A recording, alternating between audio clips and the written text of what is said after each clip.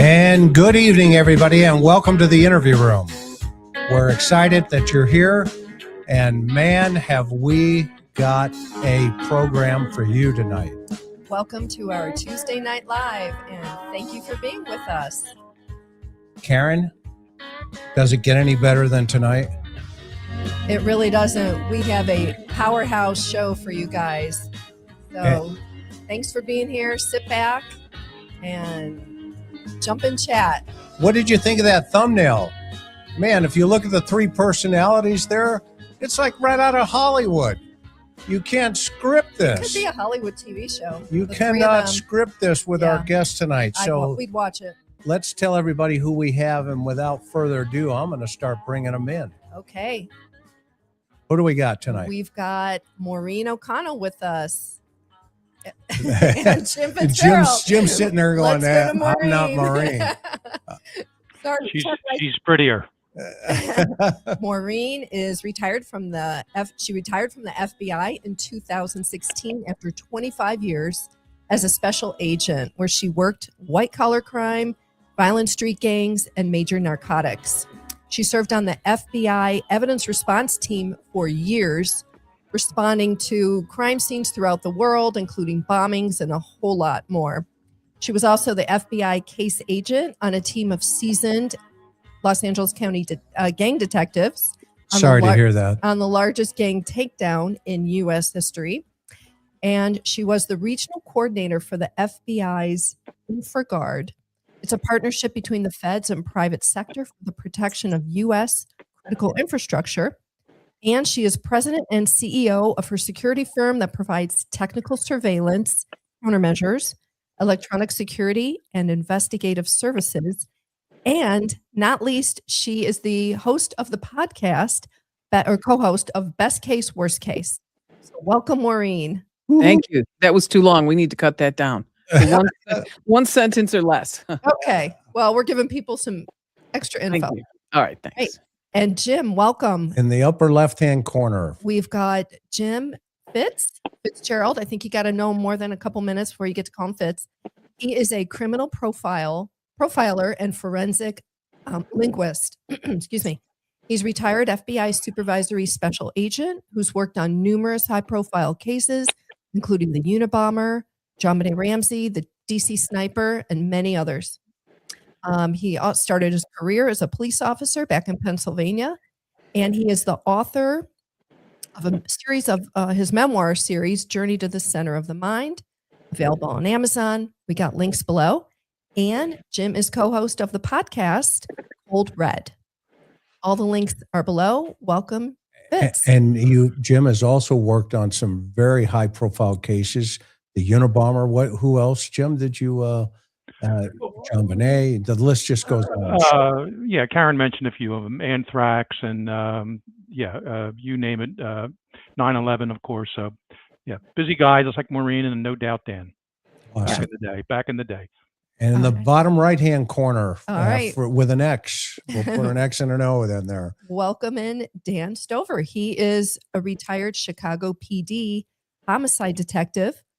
33 years on the job, 22 of them spent in homicide. Boom. Man, he's got some stories, that's for sure. Boom. That explains his attitude too, right? And look at the tan. Look at the tan. Well, hang on. Dan is co-host of the YouTube channel Big City Dan. get over there and subscribe. We'll have links below as well. Welcome, Dan. Thank you. Glad to be here with y'all. This is going to be an amazing panel, amazing discussion tonight. And so let's just pick it up and let's start running here.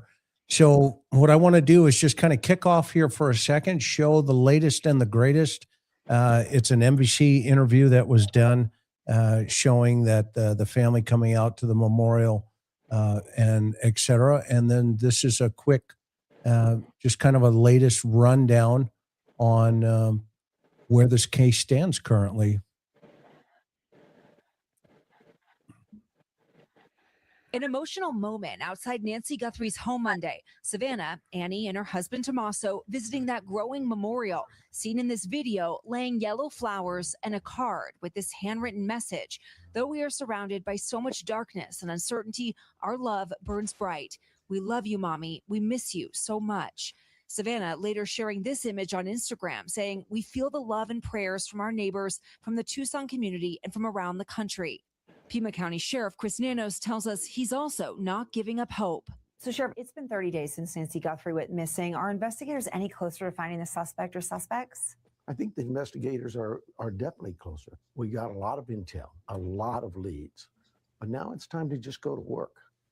We also asked about that new Ring camera video obtained by Fox News Digital showing a car 2.5 miles away. Is this really something we should be looking at? Look, what I would tell you is this: we're aware of it and we're looking into it, just like any other piece of evidence. Have you been able to identify the car that drove past at 2:36 a.m.? No. No. But you are looking to identify it. We're looking at that vehicle as well as hundreds of thousands of other vehicles that were out driving that time of day. Nano says they still haven't identified the other clothes the suspect was wearing and told us this about the backpack. We've now learned that maybe it wasn't purchased out of Walmart. That backpack is new, is exclusive to Walmart. But who's to say I didn't buy it and put it on eBay? That's what we're looking at. With so many questions, he told us there is a lot they're just not sharing. There's so much that everybody wants to know, right? But I would be very neglectful, irresponsible as a police law enforcement leader to share that with everybody. We have information on this case that we think is going to hopefully lead us to solving this case. But it takes time. And you'll get there? Absolutely. Absolutely. All right. Well, that's good. So that's the latest and greatest from the sheriff. It sounds like they have some things that are moving them in a certain direction. So with that said, here's a quick thought process.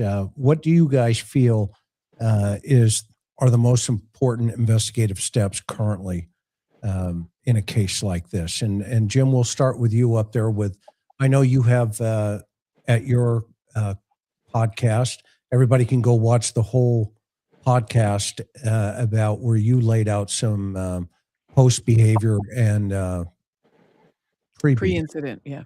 Yep.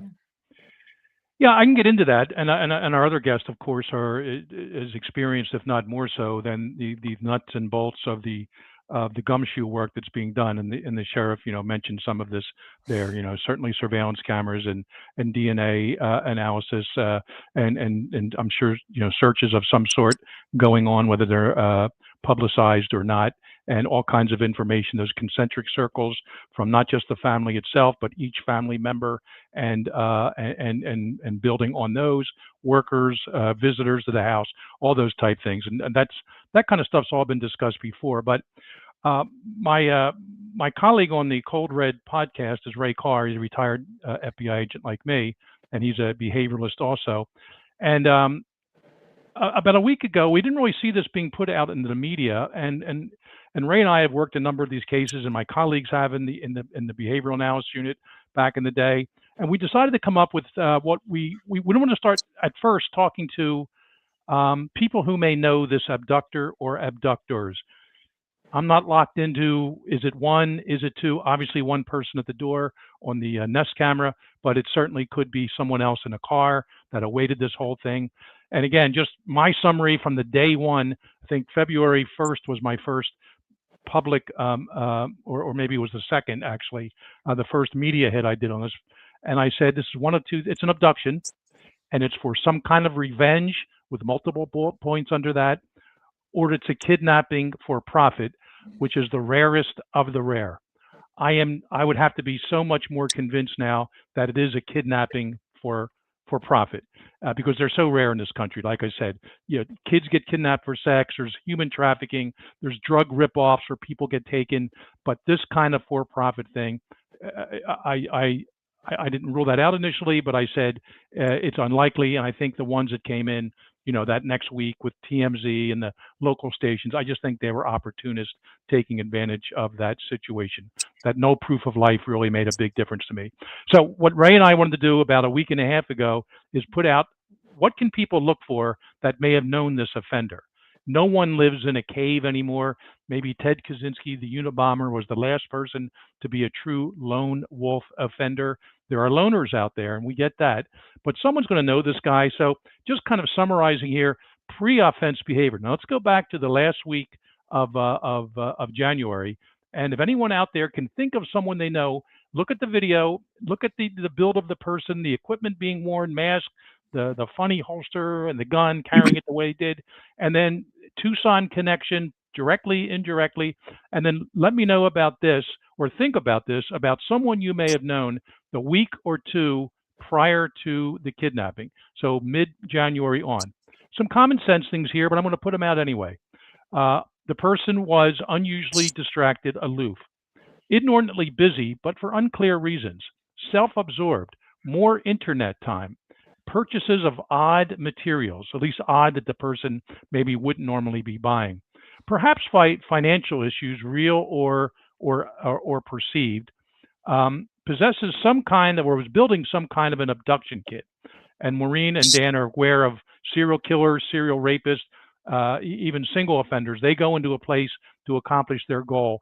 The serious ones that want to be successful and get away with it, they bring kits with them. PTK had a kit, a bowling bag he kept in the closet that unbelievably his wife never found that suspicious all those years. But this is going to have tools, wire, rope, restraints, mask, all those type of things, tape, and he in the last part of the pre-offense, he is unusually obsessed with one or more female celebrities and or high-profile women. Now, not every category, not every block is going to be marked off, but I would say this person, whoever it is, most of those blocks would be marked off in that regard. Then I broke down post-offense behavior, altered behavioral activity, especially the weekend around January 30th, February 1st. The schedule is modified. He's more often in one place or less often in one place, missing work, missing family functions, odd late night hours, out of town, or claims to be out of town for unclear reasons. And when the video then came out, he thought maybe he was safe. There was no videos of him at all. Then that came out. He got even more frenetic, nervous, unstable, highly irritable, changes appearance, and of course, following the media obsessively. So I'll leave it there for now. We can do some Q&A on this, or other folks here can weigh in. But I just want anyone out there who has someone in their life, maybe a little bit on the, we'll just say, distinctive side or idiosyncratic side, if some of these features were present the week or two before February 1st, and we'll say now the whole month afterwards, consider calling the FBI tip line. The guy maybe has a Tucson connection, maybe the build looks something like what we see in that video, and give them a call and say, hey, not for nothing, but I heard there's $1 million reward. Maybe that can come across here. And here's the guy I think you should look at because he has these behaviors. That's the bet. That's what we do as a profiler all the time. I put together hundreds of these back in the day, looking for some kind of a serial offender or even a single offender, but with some very distinctive type of behaviors. I've interviewed these guys across tables, in prisons after their convictions, and believe it or not, most of what I read off, you're going to have these guys somehow doing, some of them the weeks before and certainly the month now after this abduction. So Fitz, you're talking about pretty significant changes from the pre-offense behavior to the post-offense to then the release of the video of the guy on the front porch and to now. So you're talking about someone where you're going to see pretty significant changes within those 3 weeks? Yeah, and the person I'm talking to, of course, are wives or girlfriends or employers, employees, buddies, neighbors. You run the gamut of social interaction. And if you know someone like that, and again, more than a few of these add up, call that tip line. Yeah, some kind of a behavioral modification, and they could do their best to control it, but somehow they're not going to be able to control all of it.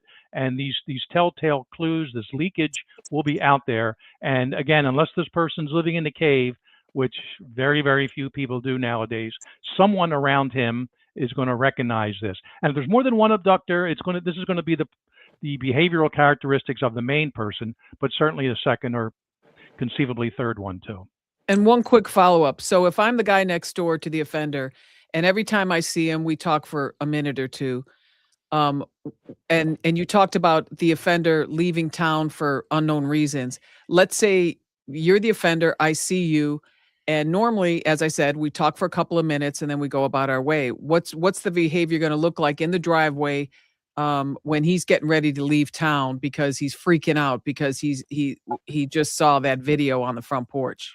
Yeah, I made the neck, the line across the neck there. He doesn't want any parts of this guy, as little interaction as possible. So it's going to be some sort of a behavioral difference. Now, a whole month has gone by. Maybe the person could feel a little more comfortable, but I'm really looking for the week before and last week of January, first week of February, and take it into mid-February, but a behavioral modification, whatever it is.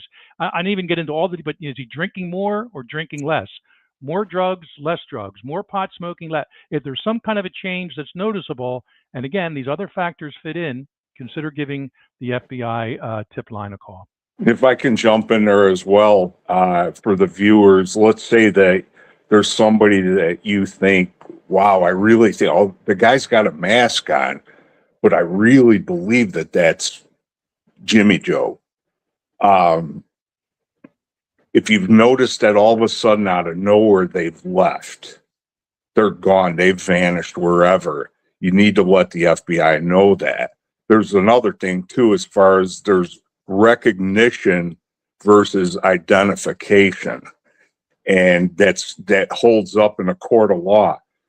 It's somebody that can know this person that says, again, well, they got a mask on, so I can't say for sure. But little things that you pick up on where you say, I recognize this person as Bob, and let the FBI know that. Don't hold it back. Let them know it right away. Jim, when I was listening to that, it made such perfect sense. I'm wondering, why couldn't the sheriff's department and or the FBI have released these things along with the tip line? And by the way, there's now $1 million reward for information leading to an arrest or Nancy's whereabouts. Because what you said is very clear. Everybody, could clue in on some of those things. And would they get maybe, additional tips, what that turn out to be nothing? Well, they got that anyway. But it would have made so much sense for the sheriff to come out and say, here's, the pre-offense behaviors, post exactly what you just said. And, I think it could have helped the case. What do you guys think? Yeah, and I'll just add right here, and then the other folks can, of course, can chip in. But in probably 50 different cases I've worked in the profiling unit, starting with Unabomb, and up until 2007 when I retired, I was putting out pre-offense, post-offense behavior like this all the time to the local law enforcement, and we would put it in the media on purpose. I'd be up on a stage with media cameras there. In some cases, some big ones, and like after the anthrax case, I was giving national interviews regarding the profile of this person. The DC sniper, the same thing with that. We released Unabomb. We released that, and again, smaller, serial rape, serial killer cases, and others before me. John Douglas, kind of the grandfather of profiling. He certainly started this process, and we all learned from him and others, and we put it out there. The only answer I can give to why this hasn't been released is this technically a sheriff's department case. FBI is coordinating it, or coordinating with them and assisting in it, but they're probably calling the shots, just like in the we did put a profile out in the DC sniper case, but a lot of people, with all the agencies involved in that case, that was a run by Montgomery County Maryland Police Department, and the FBI, of course, and I was part of the task force, but they were technically running it under Chief Moose was his name, and some things he would go along with, other things we gave him he wouldn't, and we just had to live with that. And I think if he put some things out that we had said earlier, including about the tarot card and others, maybe there would have been a chance of an earlier identification. Anyway, so I'm not sure what's happening in that sheriff's department, why these weren't put out. But after 3 weeks, my FBI colleague and I, on the co-host, retired, both of us, said, Ray, we want to solve this case. We're not going to hurt the case by putting this stuff out. The worst is going to happen. And Dan brought it up. They're going to get extra phone calls, perhaps, and the majority of them maybe, go nowhere. But there may just be that one in there that makes sense. They do further follow up, and then maybe get DNA or criminal history, and then they have a prime suspect they can start focusing on. Jim, refresh our memory on the Unabomber case. Wasn't it some of those details that were put out about who this guy's personality would have been? And wasn't it his brother? Didn't it click with his brother? Or do I not have that exactly correct? No, you're very close.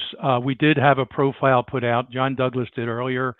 Then he retired as I was becoming into the profiling unit, and he kind of passed the torch to me. I didn't really know it at the time, but I got sent out to San Francisco.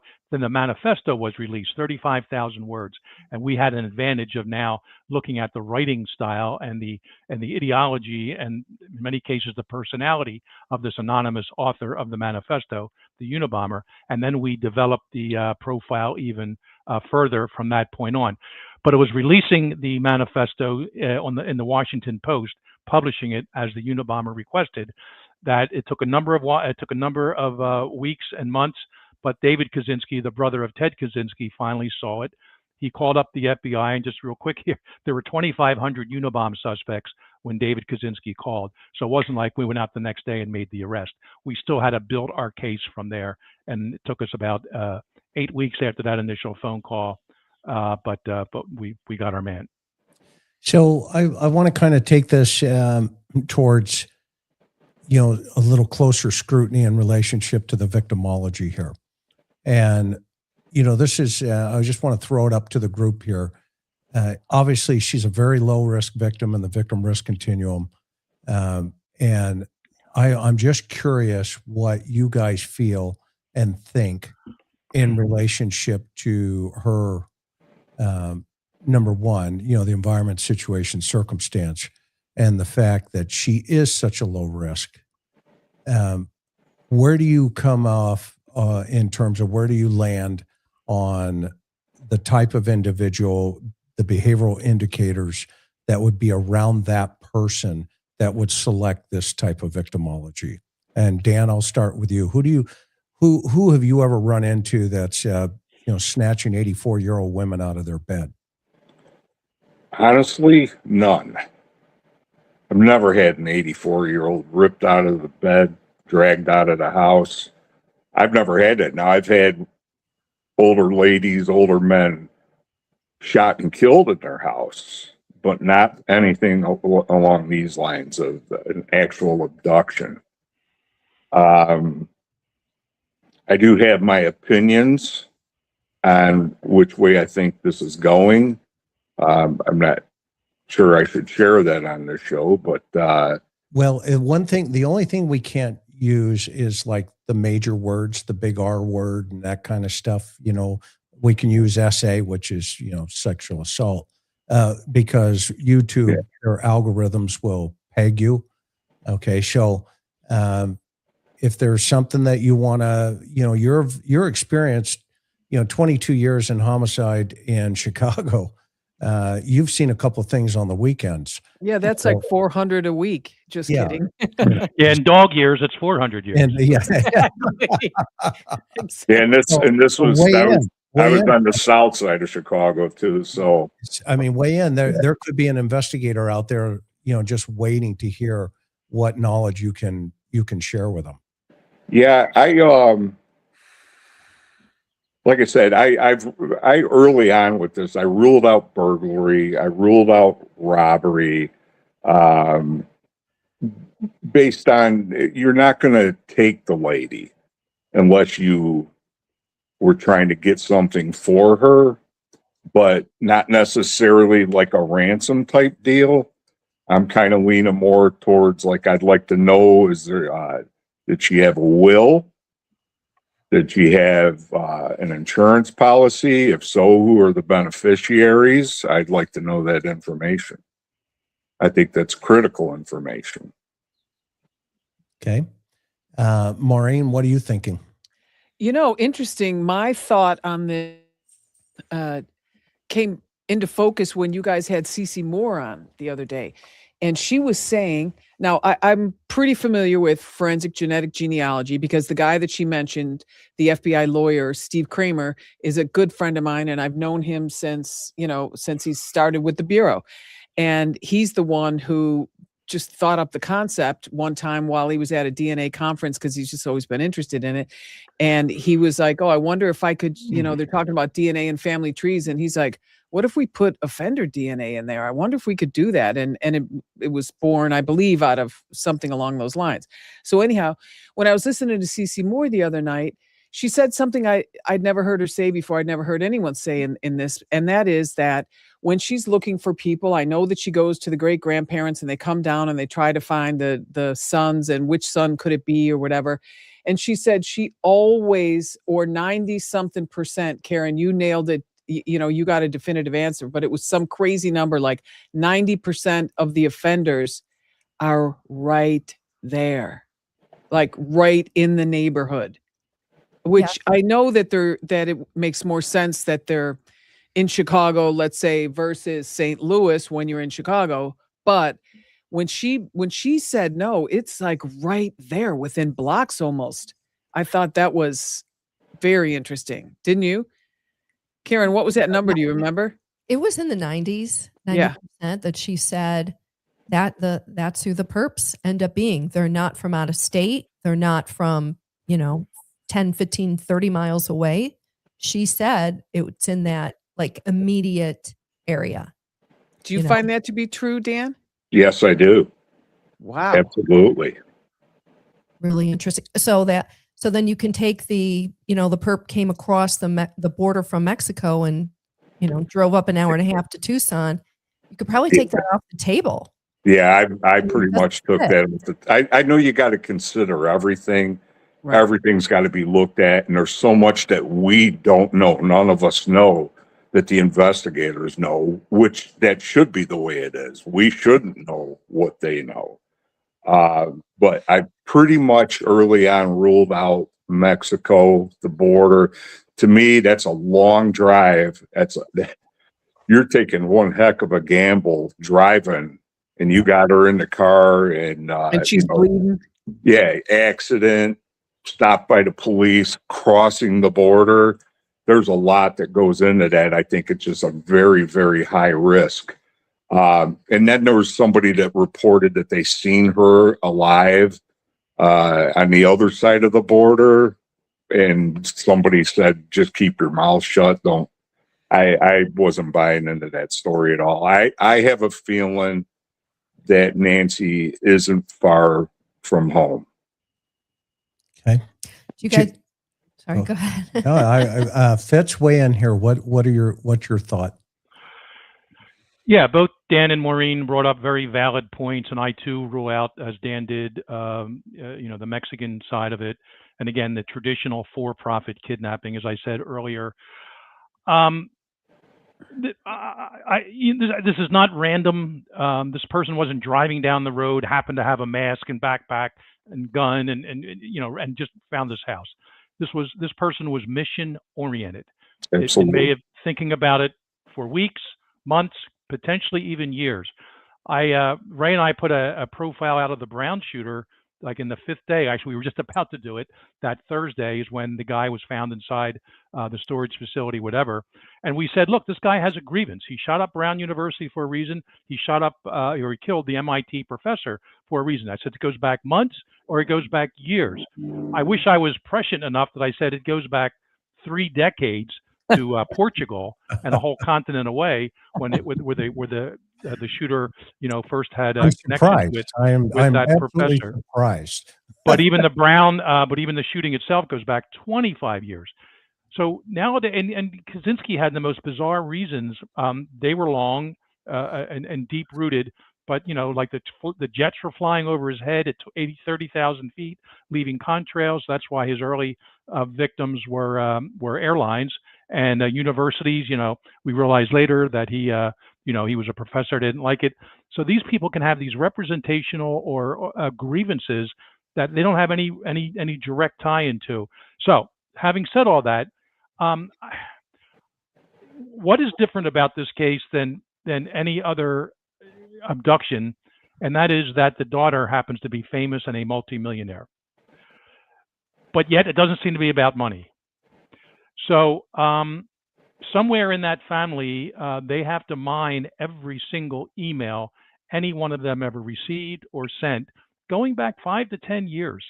And certainly with Savannah, in terms of who may have been emailing her, some fan, some innocent person, seemingly innocent person who just wants her autograph, an 8x10 glossy, and things like that.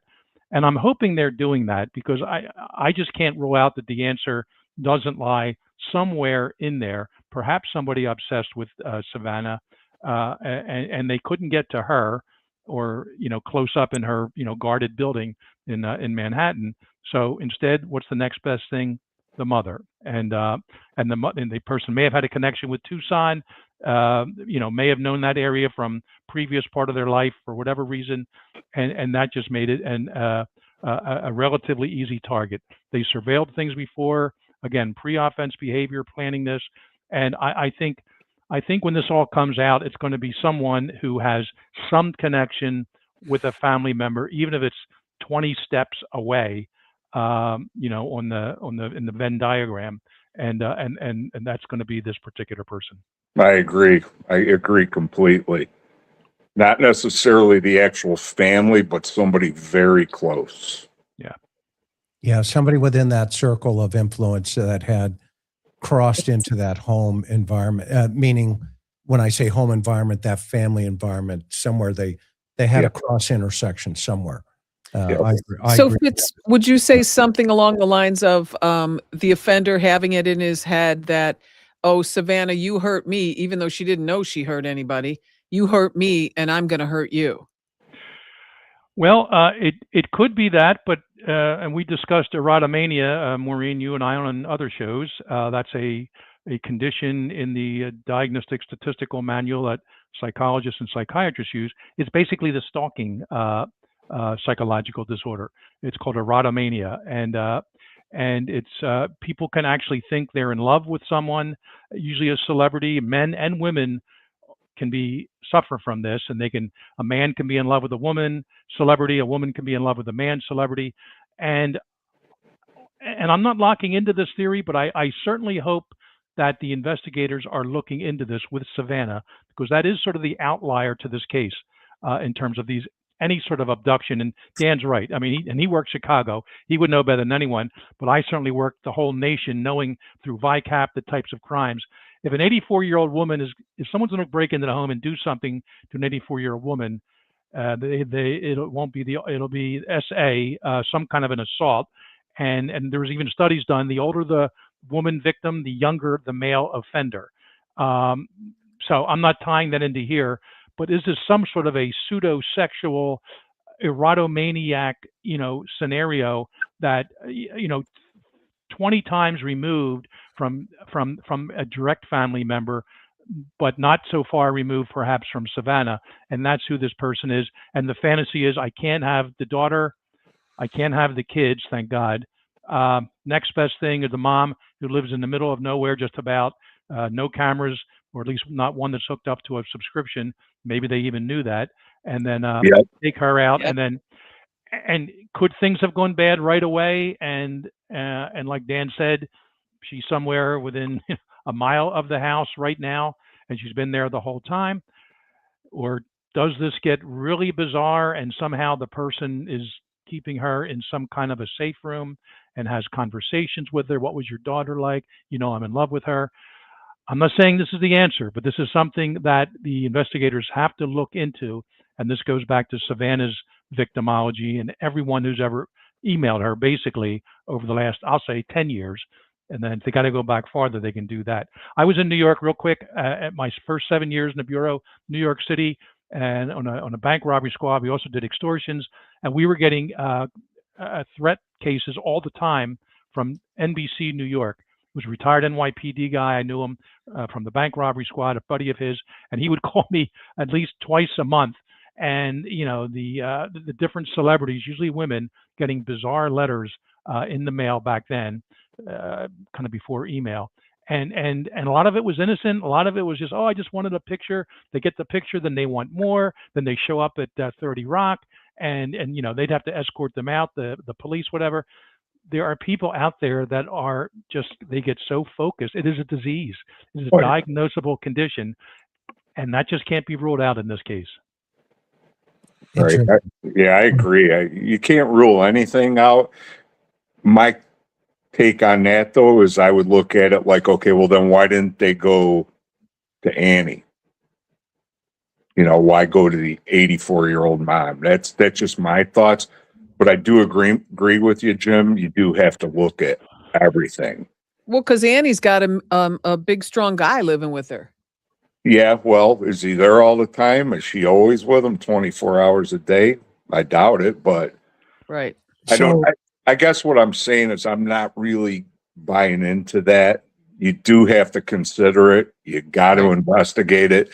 But me personally, my gut's telling me, and I don't think that's the direction, but who knows? Maybe it is. Right. So let me throw a couple of curveballs into the timeline here with the panel. Okay. Now, this is the released timeline from the sheriff. Okay. And we know, based on what he has said in these press conferences, he's cleaned it up just a little bit. But I have the dates and times in terms of the numbers down here.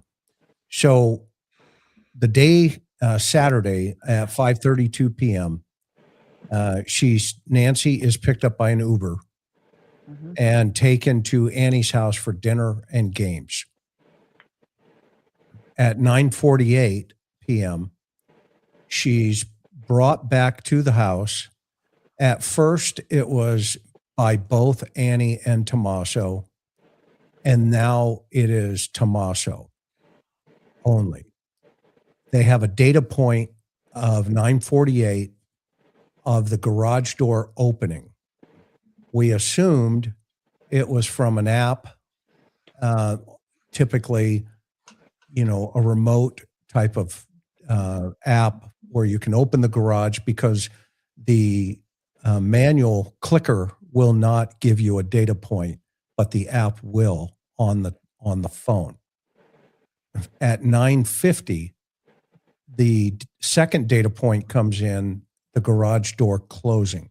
That is a 2-minute gap. In that time, the sheriff has said two different things. The first, he said she was dropped off. The son-in-law watched her go in. The garage door closed.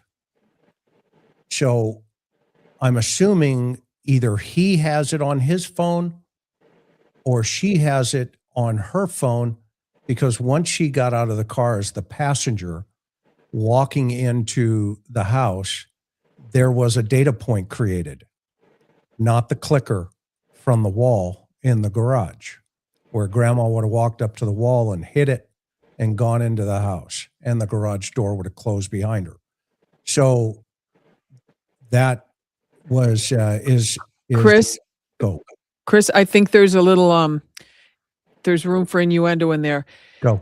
From what my tech expert told me that works on my team, he said it depends on how the app is configured. So you can configure it so that on my app I can open it like this, or if I open it, you can configure it so another clicker will show up on your app. It depends on the opener and the configuration. Okay. So there is a way where you can do one and maybe add one other one so you can see when it's opening and closing. And maybe it's Savannah that was driving that. Like, I just want to see if her garage is open at night or something along those lines. But you can also have those two things and have it where the keypad opens by itself, or the little one that, that little one that fits in your purse doesn't show that it opens or closes. So there's a myriad of different ways that these things can be configured. We don't know what that is right now, but there, and I remember the chief saying one other thing, or the sheriff saying one other thing, and that is they pulled up, got her into the house, got her settled, and then left. And the door went down in 2 minutes. And that's the one where I was like, you can't do that in 2 minutes in my. And he also said night one, when he was outside getting interviewed in the dark, a reporter said, did the family walk her inside the home? And he answered yes. Mhm. Yeah, Remember that? they So said the family, he said initially the family, and then later changed that to just Tommaso. yes. Am I correct on that? Right. And we're giving him grace because obviously, the Yeah. situation's kind of unfolding, right? We've all been there. For So sure. now, For so sure. now the next data point that we have, outside of what they haven't recovered in terms of the metadata on the video that everybody has seen now, with the guy coming up on the porch that Jim was talking about in terms of his behavioral assessment, is 1:47 a.m. The sheriff reports doorbell Nest camera disconnects. And this one, the next point that he makes, has not made sense to me. I mean, I understand what he's saying, but it hasn't made sense in the sequence. Is he goes 2:12 a.m., person seen on camera.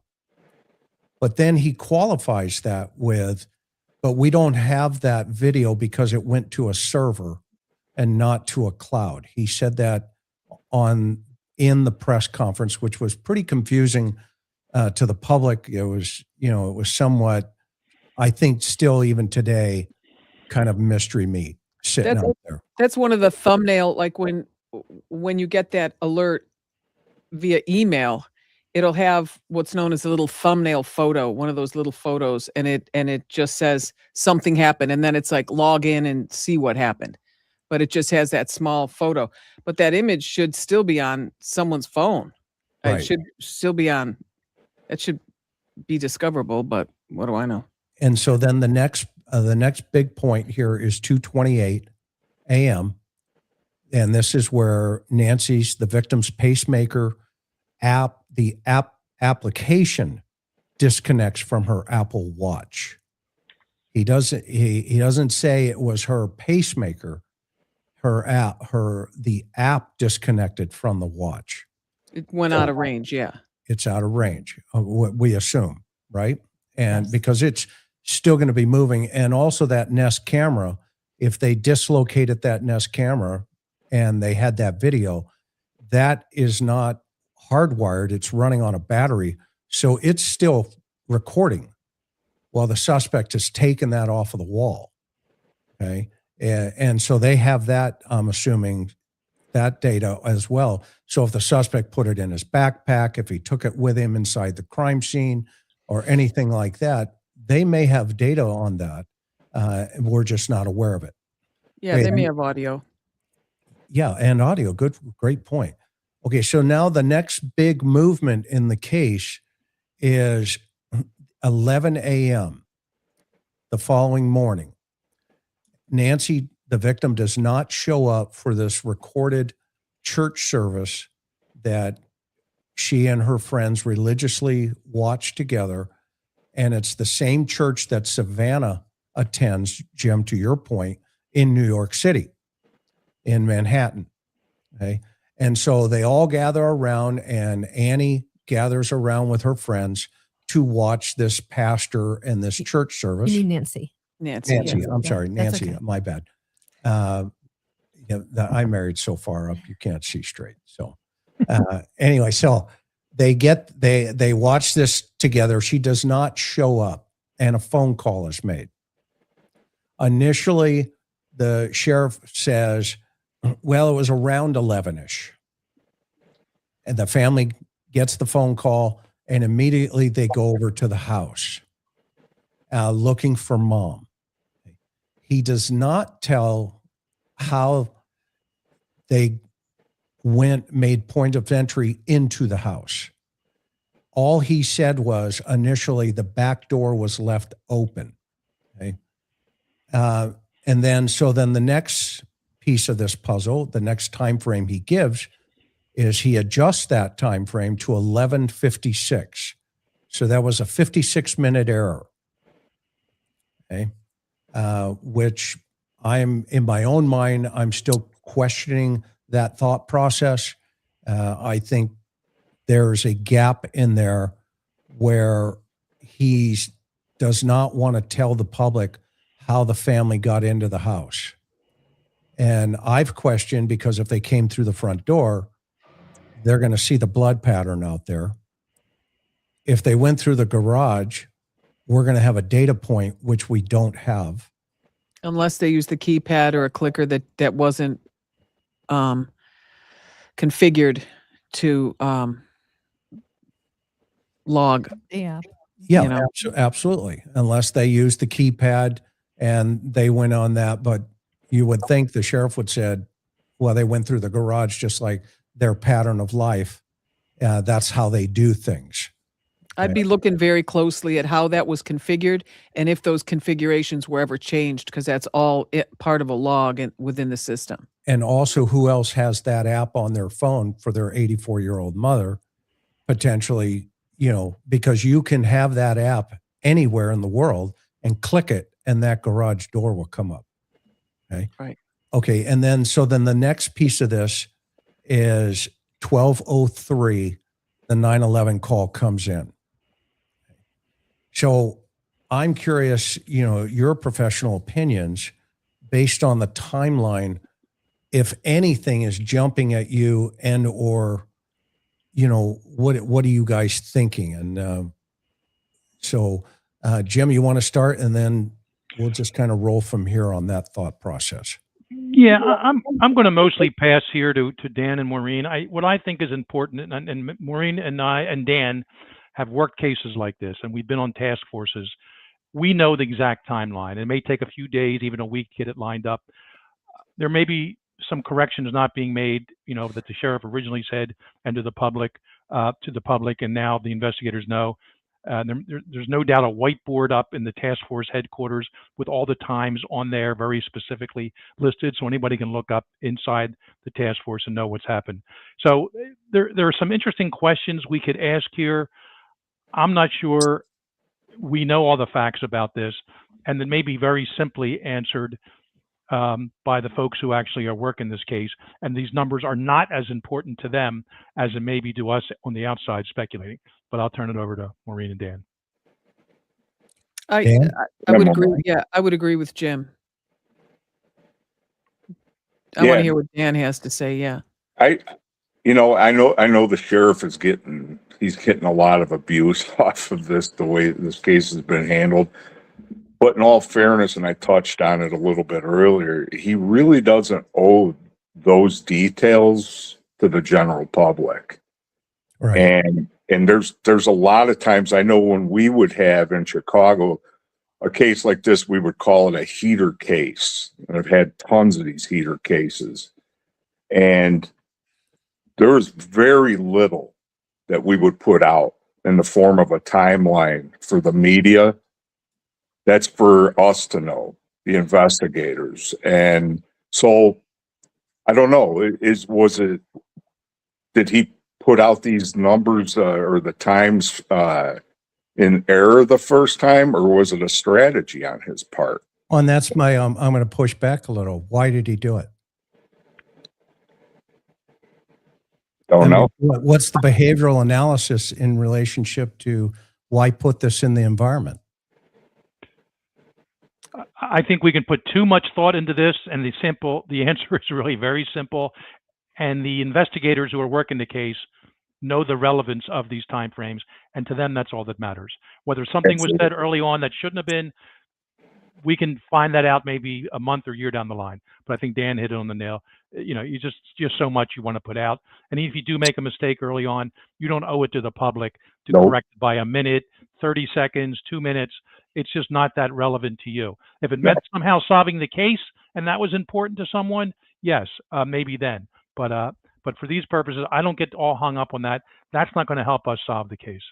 Right. No, I agree. A lot of what they put out was just like the verifiable things, like the phone call, the church lady called. Yeah, that's a data point that you can definitively say happened. That there was a hit on the app and the door was open for 2 minutes. Boom, you can put that on there. Maybe the reason they didn't put that other stuff on, like, with the back door and everything, is because they hadn't yet been able to verify that. And then they just decided to hold the information. Right. I don't think we know what the point of entry is. I No. agree at all. So that leads into the next thought, because I think he opened up Pandora's box with the public because they impounded Andy's car the next day. The daughter's car. Have you ever impounded a victim's daughter's car in an abduction of an 84-year-old woman out of a house? Yes, it's normal. It is? Yes. I worked 300 Maybe not. murders. I never did it. They would have been remiss if they didn't do it, in my Well, estimation. in what way? Well, first of all, let's rule that car out as being involved in the case. And Let's go through it. You may see Nancy's DNA. You may have her fingerprints, but she's allowed to be in that car. That's Right. fine. They can still check it for blood, other body fluids, other body, hairs, fibers, whatever, and then rule it out. Yeah, but rule it that's out just from an there. abduction. Absolutely, and that's why they should bring the car in. That's what I'm saying. They Right. should. And I also just real quick, I've worked enough of these cases. I've been on the stand 2 years after an arrest was made, Right. and you're getting slammed by a defense attorney. Well, did you ever think of looking at the family's car? Don't you know homicides are committed? And there may be a stranger that did it, but Yeah. you know the family. Did you ever search the car? No, sir. Well, ladies and gentlemen of the jury, yada yada yada. So I Right. think they're covering themselves. Now they still have the car. Why? And of course, the family can't be completely ruled out. Consent, Why? concentric Why circles. do they have the car 30 days later? I'll defer They to gave the Range Rover. Dan and back. Maureen. I heard that, wasn't it yesterday that the car was returned? Correct me if I'm wrong. It's They haven't returned it yet. They said Okay. they're in the process of doing it, but it hasn't occurred. Okay. So they haven't. Here's my philosophy on it. In 2015, my partner and I handled a 9-year-old boy that was executed in an alley on the south side of Chicago.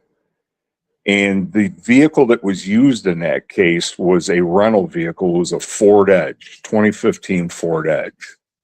Once we located our offenders and we were able to locate the vehicle, just on a fluke, my partner and I stopped at a Ford dealership and we inquired with them about, is it possible to pull any kind of data out of as I refer to it, as the brain of the car, the computer?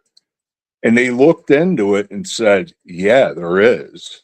So we ended up contacting our state police and actually having that brain removed from the car, and then downloaded all the information on this. And this car brought, just a detailed record right.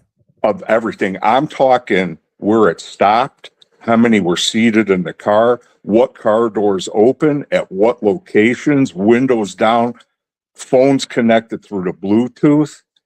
That could be what they were doing with her car. Totally agree. The telematics is going to give you everything we need to know. And Yes. I get that. But the daughter's car, again, Annie was a passenger in that car. I get that piece, Jim. Mm-hmm. Brought over, dropped off at 9:48 p.m. Do we know it was even that car? They have two cars. We don't even know which car it was. Okay. So my first question, if I was investigating this case, is what car did you use? Because that's the last proof of life. I think we can all agree on that at 9:48 p.m. Okay. Yes. I get the fact that, we can go to them and we can say, you know what, we're going to process your car. Okay. We're going to impound it and we're going to check to make sure mom was in that car. Okay. And we're going to get a search warrant to do it. We're going to go get a telephonic. We're going to call the judge at 2 a.m. Boom, boom, boom. Sign here, detective, get the car. And then we're going to call the evidence team. The CSI is all going to come in. Hopefully it's Maureen. And you guys are going to take every piece of that car apart. Okay. Even even the seatbelt. Okay. And then we're going to put it back together, take that receipt back to the judge, hand it back to him. Here's our inventory. By the way, Your Honor, we didn't find anything. And the judge is going to say what? Release it. Why is it still being held is my question to the panel a month later. I guess we're going to have to wait to find out, but I agree. It's an interesting data point. It's been puzzling me. I personally never held a car that long when we would process cars, and we processed a series of vehicles for LAPD as well as the ones, through all the cases in FBI LA. I'm not sure. I think it's going to be very interesting, but I'm thinking more and more it's going to be along the lines of what Dan said. My tech genius on my squad, he also said that the majority of these vehicles that you can get that really interesting telematics stuff from the infotainment center, generally, what did I say the other day, Dan? 2015 or earlier or later? 28. I think he said 2018 or later is when pretty much they all had it. But Dan got lucky that he had a car that was a 2015 and had that, because at that time that was not the norm. No, and we, like I said, we didn't even know. We stopped at the local Ford dealership and asked their service department about it. Right. They made calls, and that's how we found out. We were like, "Holy cow, this is huge!" Right. So if they haven't released it yet, the answer is it's got some evidentiary value. It's absolutely, got, right? Absolutely. That's the only way we would keep a car. Yeah, and now I hate this. I don't want to. I'm not saying anybody's done anything. I'm just saying, it's an interesting piece of this puzzle that there's a gap. There's a gap in the puzzle is what I guess where I'm thinking. Okay, there's a gap in the timeline in relationship to the next morning.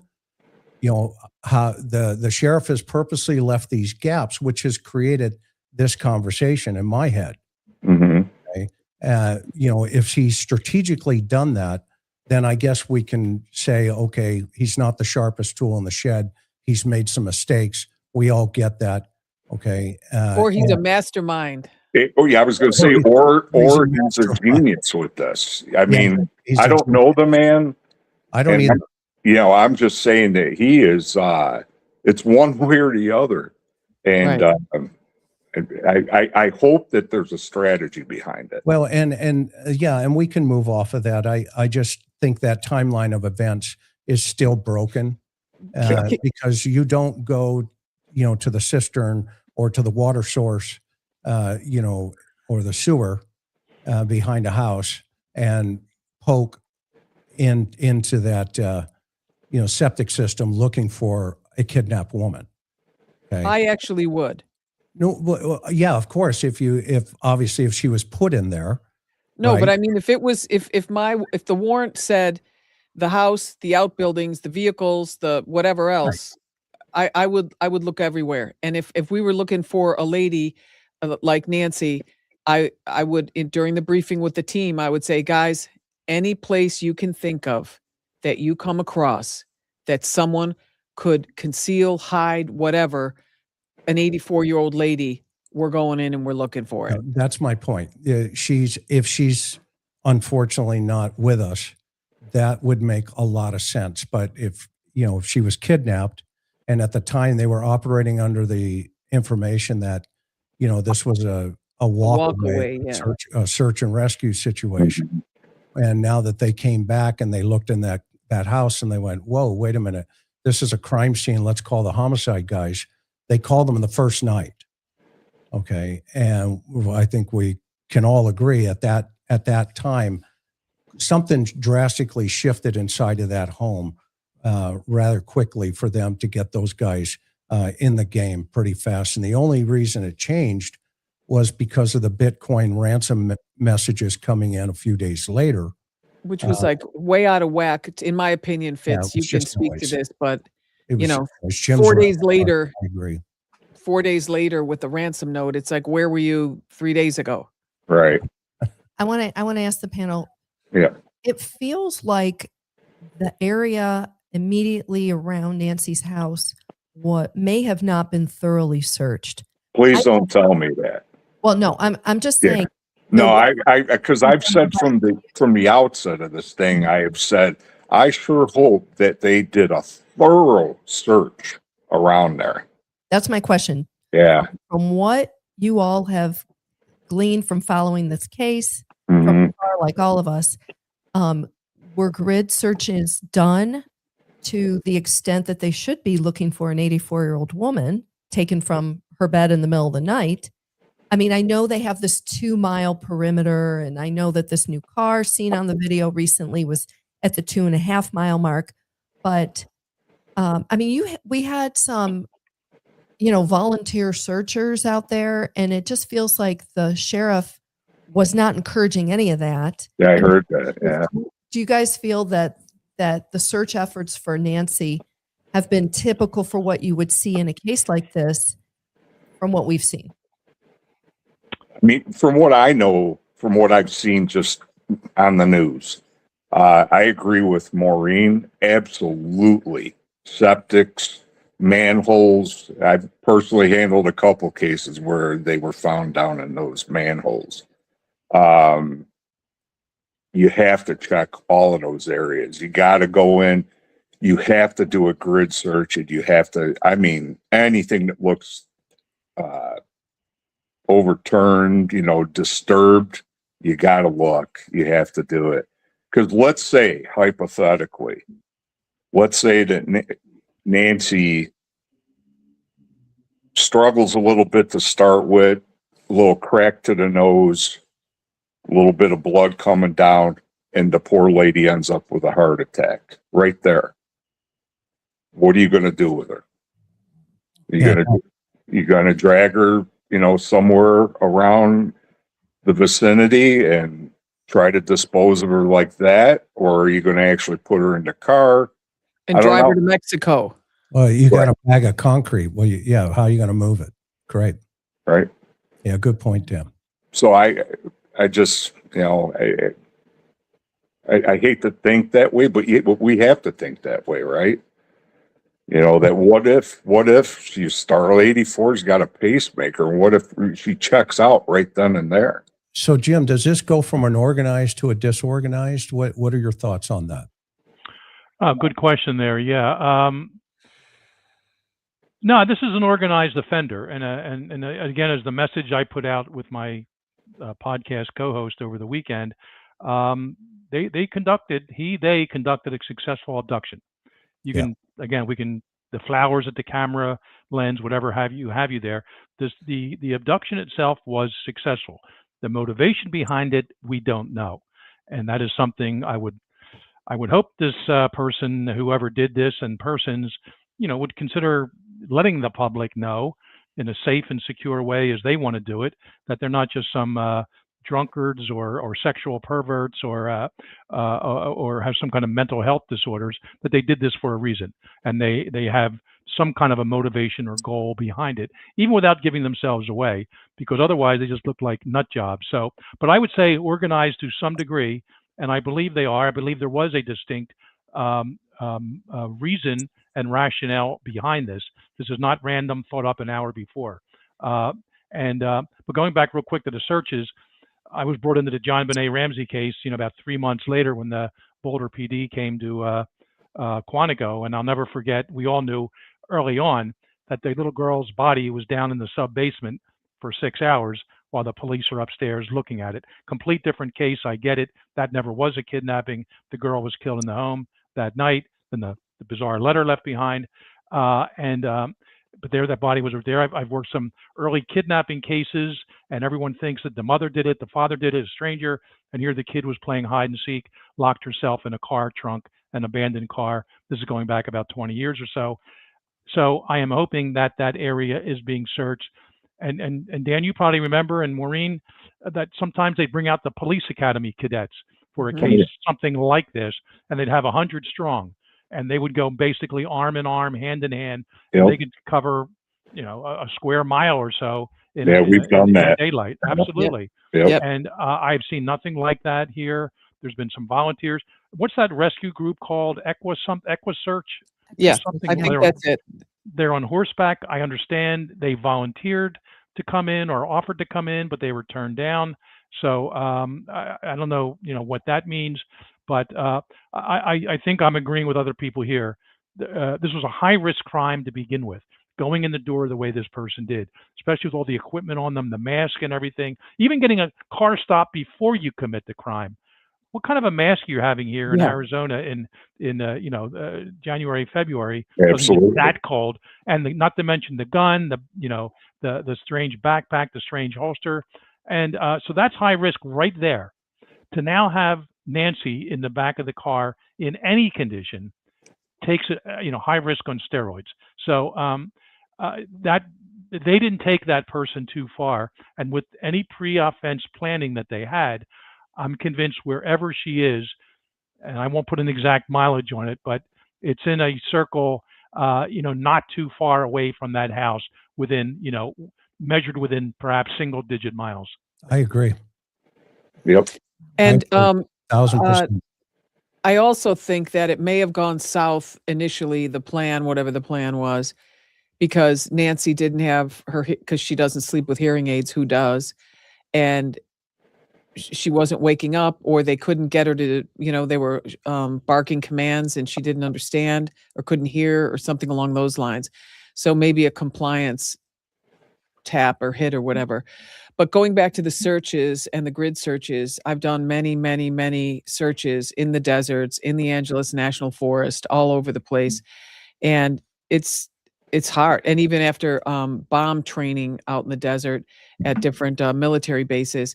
And it's, we did it for we would do it for a couple days in a row, and it's all FBI agents. And if there were other people, we could fill in, so it's FBI agent, 2 civilians, an FBI agent, or however we had to work it to make it work. And like right now, there's a missing general. He retired from that base in New Mexico, and they're working with, He's out of Albuquerque. Go ahead. Yes.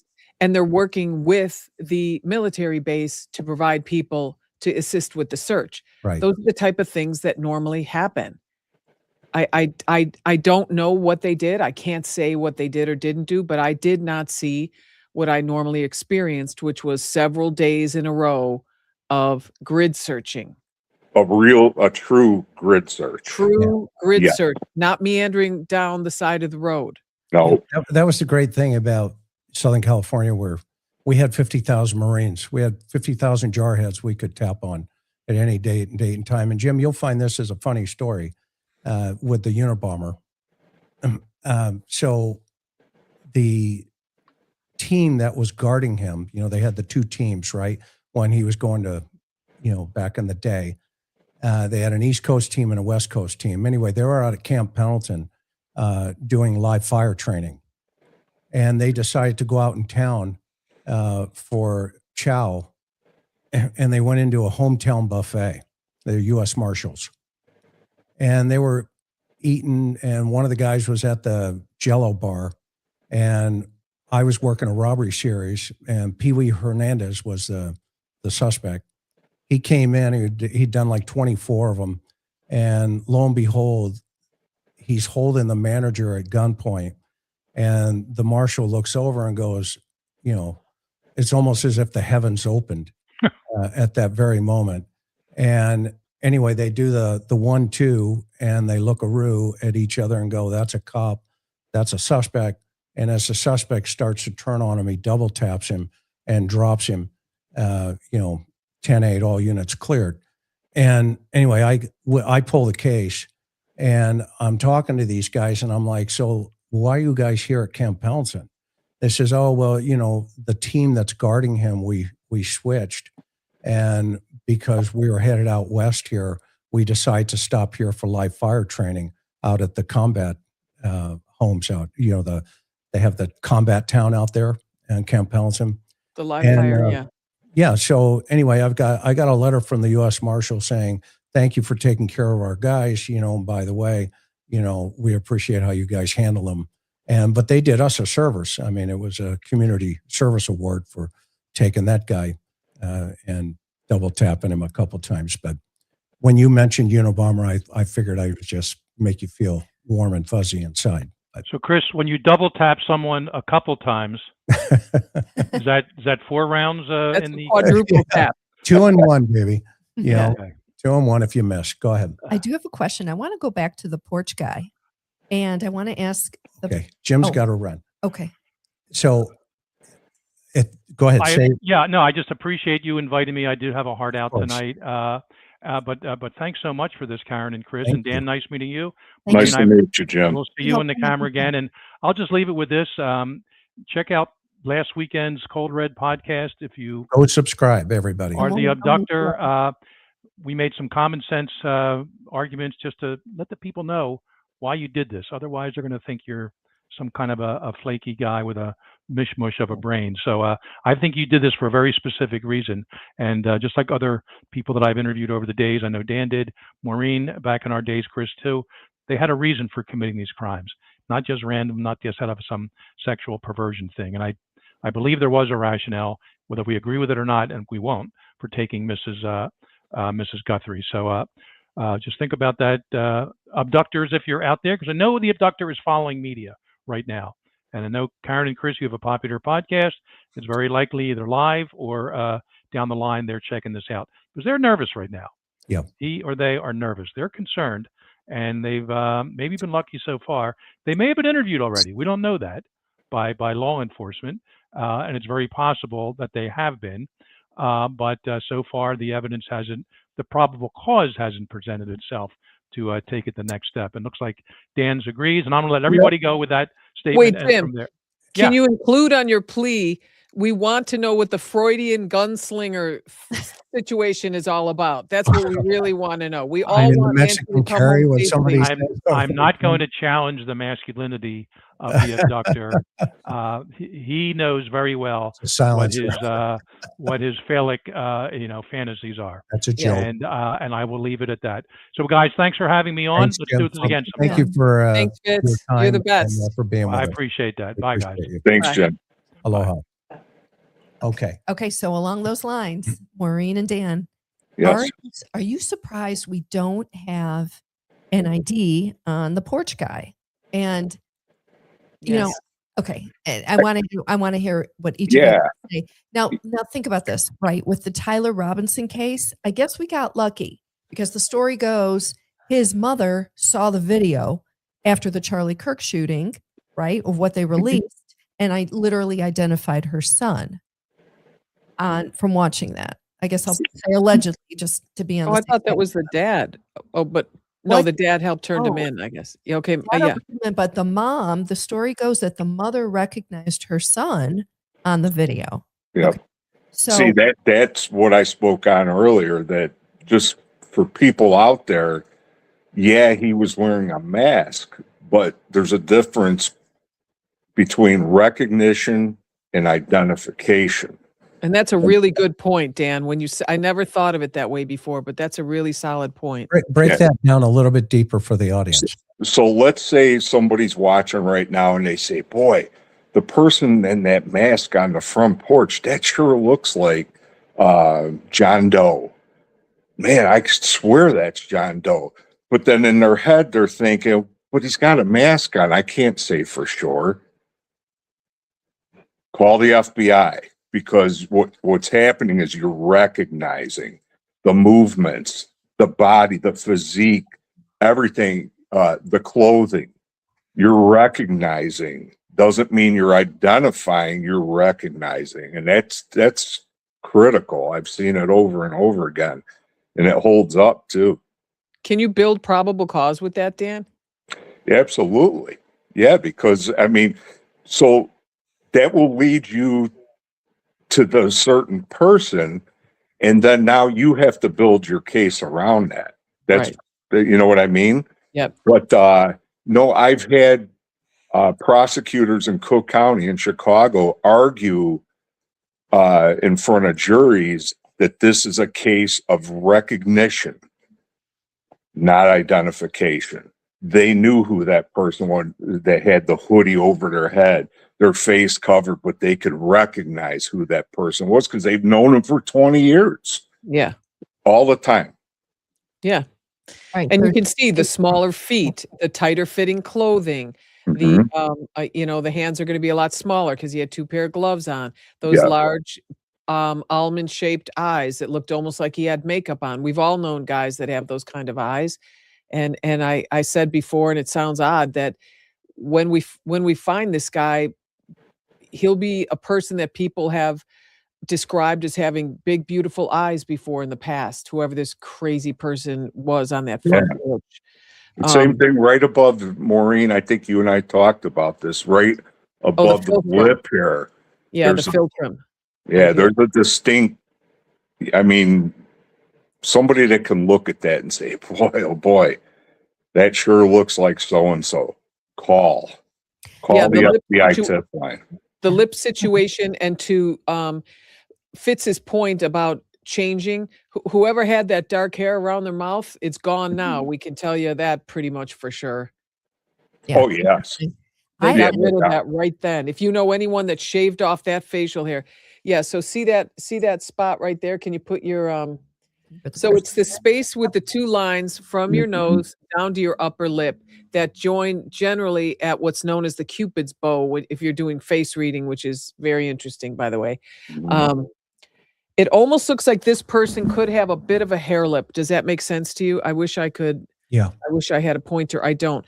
But if you Yeah. see A tiny bit, yes. yes, a tiny one, an almost indiscernible one. So if you look at my face, you can see that I have 2 distinct lines that one's here and one's here. And they both meet at the what's known as the Cupid's bow, those 2 tips right here. This is a line. This is a line that together it's the philtrum, Philtrum, I believe. I'm not sure, but I'm pretty sure. And You're right.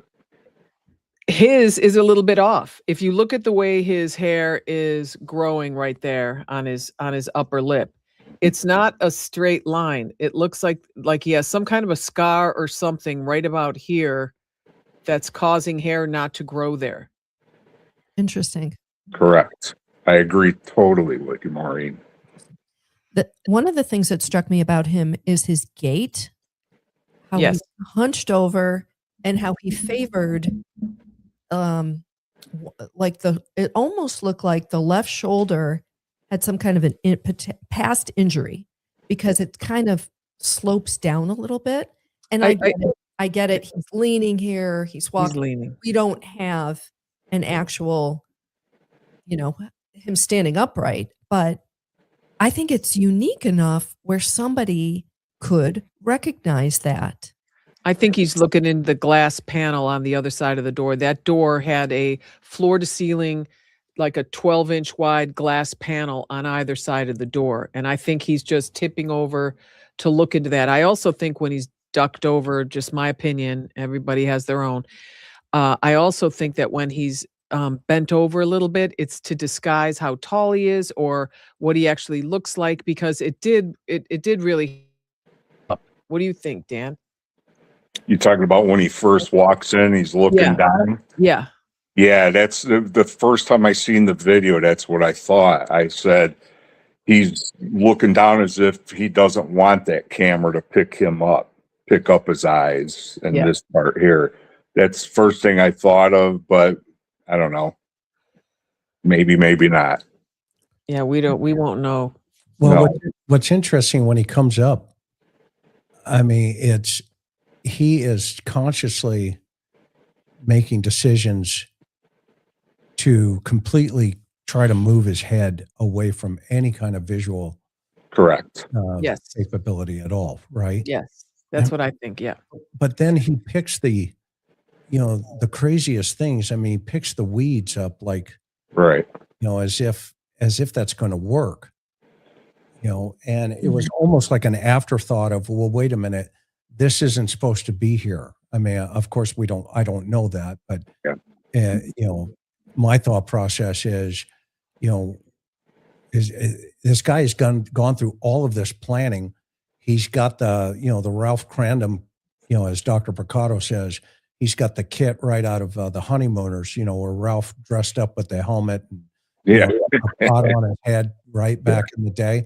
Yeah. And, this guy's got the whole kit. He's got a gun that does, it's the wrong holster. He's got a revolver holster for an automatic weapon, it appears. Somebody And- was saying yesterday that they online somewhere that he probably had this holster, which I don't think is that intentional. But they said if he had a suppressor or a silencer, he could have used this holster because the barrel would have. He has a short barreled weapon in a long barreled holster. How does that sound to you guys? No, that could make sense. I mean, but why do you need a holster if you're gonna go that far out, right? I mean, just tuck it in your pants and go to town. I mean, because gangster style, right? Right. Yeah. The other style, I mean, the other picture of the dude in the, the one that they are saying it could have been him earlier. We don't have a time frame on it, so Yeah. I don't want to go too far out there, but you obviously this backlit here is the full moon. Yes. It's pretty obvious back there. I think it could be the exterior, also porch lights, but more importantly, when he's walking up, you can definitely see the moon behind him, lighting the shadow. It's casting a shadow onto the porch. That full moon was one of the brightest ones, I think the brightest one of the whole year. I love full moons. I was out last night with the full moon. I love looking at full moons. Yeah. And it's going to be lighter out that night than it was almost any other night in that dark town. Yeah, and so, and then the other picture though that they have out there with the guy standing in the archway, it's pitch black behind him. All you see is the two lights from the house behind him. Right. Okay. Is that what those two lights are? Is the house behind? A next block, like I think. Yeah, and I looked on Google Earth and it is definitely a house back there. It is not a person or anything like that. It's a house that they left, that's back there. And so when you look at this and you think, okay, well, wait a minute, this guy, let's say this is two separate nights, he's kitted up here twice. I don't think it's two nights. I'm probably going to be wrong, but here's what I'm saying. Yeah. He got her out of the house, got her into the vehicle. He used a walkie-talkie. That was what was in his pocket. That's that antenna that was sticking out of his pocket. No one's going to let their phone stick out of their pocket like that when they're committing a crime. How's he going to use the walkie-talkie with the gloves? Huh? How's he going to use the walkie-talkie with the gloves? Look at the size of those gloves, and the same with the pistol. How's he going to use that? How's he going to get his finger into that pistol?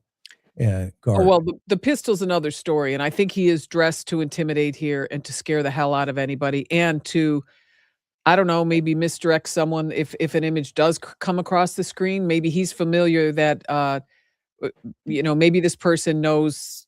I don't know. I'm not going to get in there because I don't want to get sued. But going back to the theory of if this is a person that is close to the family that knows the Guthries, specifically Nancy Guthrie, they really don't need to have much of a threat. You bring the gun with as a just in case. Yeah. You know what I mean? Just in case. Right. He's not enough to use deadly force in his head. No, if Karen was going there to do this job, which obviously she never would, she wouldn't even need a gun. Don't underestimate her.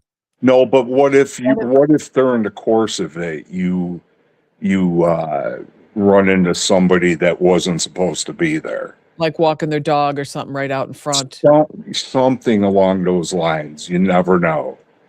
So, or what if the mission was to take the person out? No robbery, but just eliminate her in her own home. And then because you don't want your DNA left and you want to dispose of a body. Right. See, that's what's bizarre about it is if it was strictly just a hit, that would have just been done right there in the house. They would have left her. Yes. You're not going to go. Same thing with sex and those theories about, could this be some kind of sex? I just don't agree with that. Why would you take her? You're just going to do what you got to do. And the following morning, they'd find a crime scene, including her inside the house. Yep. So, Well, with sex, you want to, you know, if you wouldn't want to leave your DNA there. no, But we don't know. We Yeah. don't know. Somebody don't. somebody Right. left There's DNA in there. biological, what did he call it? Biological There's fluid. biological Evidence. evidence. He didn't say fluid. He You're said right. evidence. Yeah. So they have something. It's going to be touch DNA or something somewhere in there. But this guy. With touch DNA though, Chris, with touch, he wouldn't know it. It sounded like the sheriff was pretty definitive Good point, Tim. that they had, touch, you're not going to know. You can suspect it. Like I've had cases where, we've all had the cases like that where, I'll bet you the offender touched this teddy bear when he had it in her Right. face and was smashing, and on the backside of the teddy bear is touch DNA. But he's not going to know that. And he just so definitively responded that we have other evidence from within the house. I think he said biological. Was that what he said? Yeah. Biological evidence, he said, I think. Yeah. So. Yeah. And by the way, for the audience here, we have almost 18,000 people watching us right now. Nice. If make sure you guys hit Dan's YouTube channel. Dan, tell him the name of your YouTube channel. What do you mean hit? How about subscribe? No, make sure you go. There's that word, hit again. Hit it over there. Dan, tell him the name of your YouTube channel while folks are here. My YouTube is at Big City Dan, and my Instagram is Crime Big City. Okay, and all those links are going to be below. Chicago PD, 22 years in homicide. And Maureen, tell everybody how they can see you on Best Case, Worst Case is my podcast. And I wanted to, I've heard both you guys talk at different times. Dan, when you were on Best Case, Worst Case, but also Chris, I heard you talk with someone else, I think last time I was on, where you talked about sitting in a room and feeling, trying to get a real sense of what happened in that room and being very quiet. For sure. Yeah. And I would do the same thing as a crime scene person in different crime scenes. Not always. If you get thrust into something and there's 35 of us and we know what we have to do. Like if we're grid searching, that's a down and dirty, you just got to do it. But if you're going into a house and you're trying to determine, we were looking for blood for this young Russian girl who was brought over to America to be an au pair, and she ended up, they found her in the sewer systems, the guys at the water, what do you call that place? The water filtration. Place, they found her. So we executed a warrant, and we were looking in this apartment of one of the most disgusting human beings I've ever seen in my life. He was so gross. He too was Russian, and he was a drug dealer, but he also had these young girls. He would, as soon as they'd get off the bus coming from wherever they came from, Russia, Ukraine, wherever, he would pretty much kidnap them, hold them up in an apartment where all these other people, like a madam or like a Ghislaine Maxwell and someone else, would get them all whacked out on meth and everything else, and then start selling them to people, or they were sex slaves. It was just the most despicable thing. But we walked into that apartment, and as gross and disgusting as it was, we were looking around, and a couple of us, and we're trying to figure out where would the blood be? Where would he have taken her based on the information that we had from, the LAPD and others. And we just very, very, before we started, you're just like this, looking at every wall. Does it look like this wall was clean? Because trust me when I tell you, it looked like nothing was clean. And then when we left, we had him out in the driveway, and he had handcuffs on, etc. And he was mouthing off to a couple of people. And then I just walked up and looked him up and down, and his feet were so disgusting, especially his toenails, that I said, I'm going to put in for hazmat pay just for looking at your disgusting feet, you pig. And I did say a few other things to him. That was, I'm sure you did. Oh yeah. But it's one of those things where you're like, do we have enough PC to put this guy away forever? And we didn't. So the only thing he got was, humiliated back when you could Yeah. do that.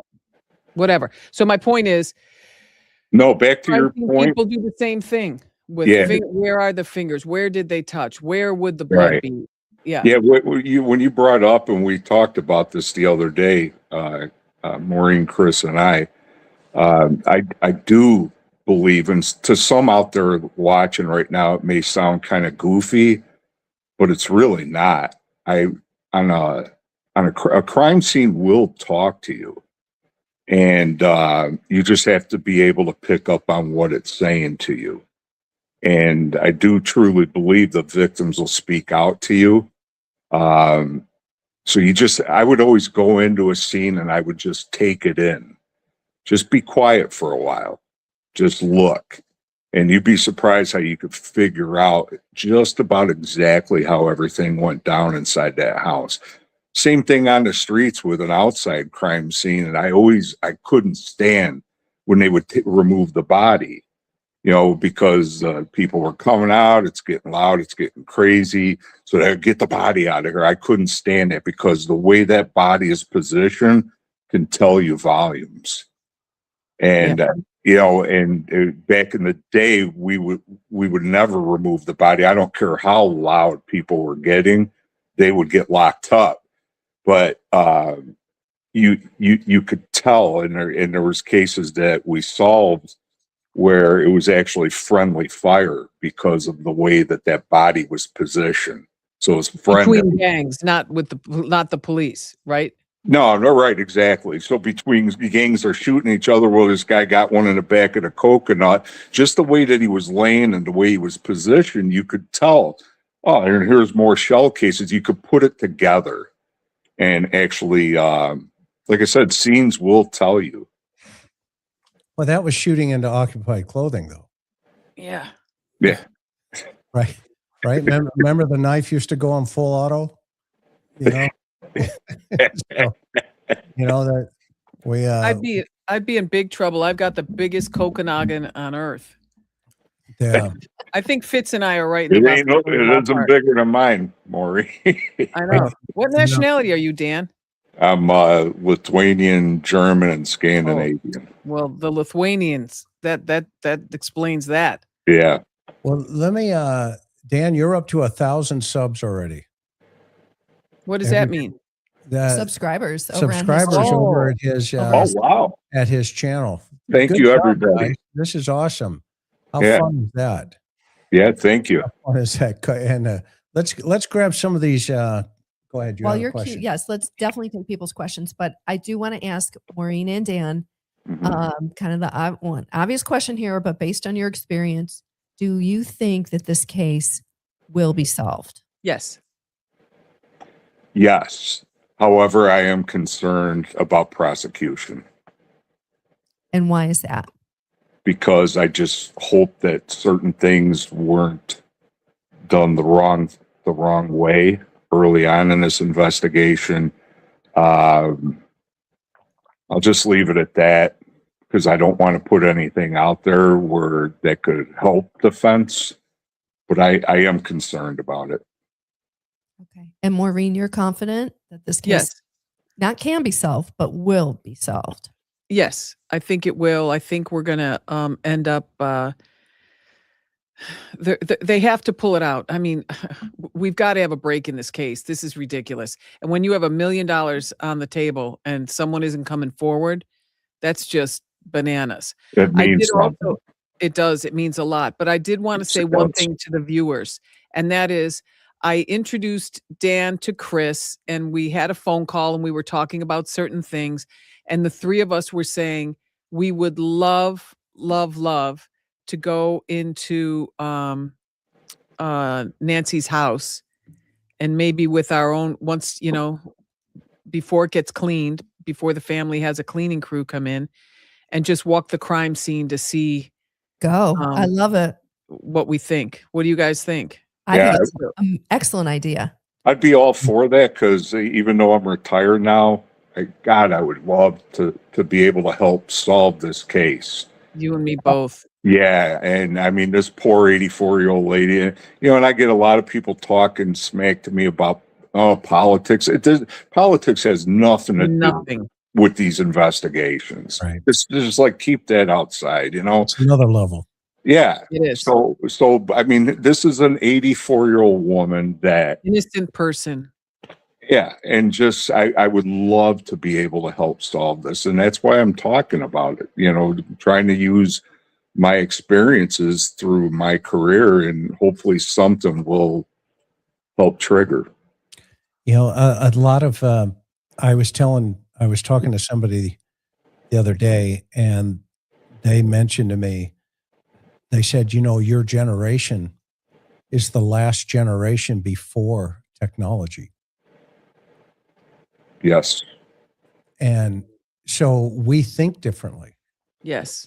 We pound, timelines. I know how many times have I brought this up. It's like, I can't get past why we don't have those numbers right now in my head. And of course I understand, that we don't have those numbers right now, but that's why we do what we did and we do what we do, because we're tenacious, because that's all we knew. I mean, we had ABO blood typing, right? Back in the day, we didn't have DNA. What was DNA? Right. No. And I got in right when DNA was happening, and I was right here when the OJ case happened. So that was very interesting. yeah, I spent three days up in the riots up there back in the day when they called for mutual aid. They sent us all up there, 250 people guys out of San Diego County, and they put us up at the Coliseum. And then we were at we were at 77th, the 77th precinct, the very first night. And anyway, that was Those a were hot some zone. crazy times. the early LAPD has been 90s up really in good. in LA. I worked a LAPD motor Crazy officer, times. Vernon. I don't know if you ever heard of him, but he was killed in the early 80s, I think 1985. And he was a motor officer, did a stop. They executed him, took his gun. And anyway, the suspects came south. And at the time, I was in our special enforcement. I was a vice detective. So LAPD sent down 2 helicopters, a shoot team, DAs, everything, because they had their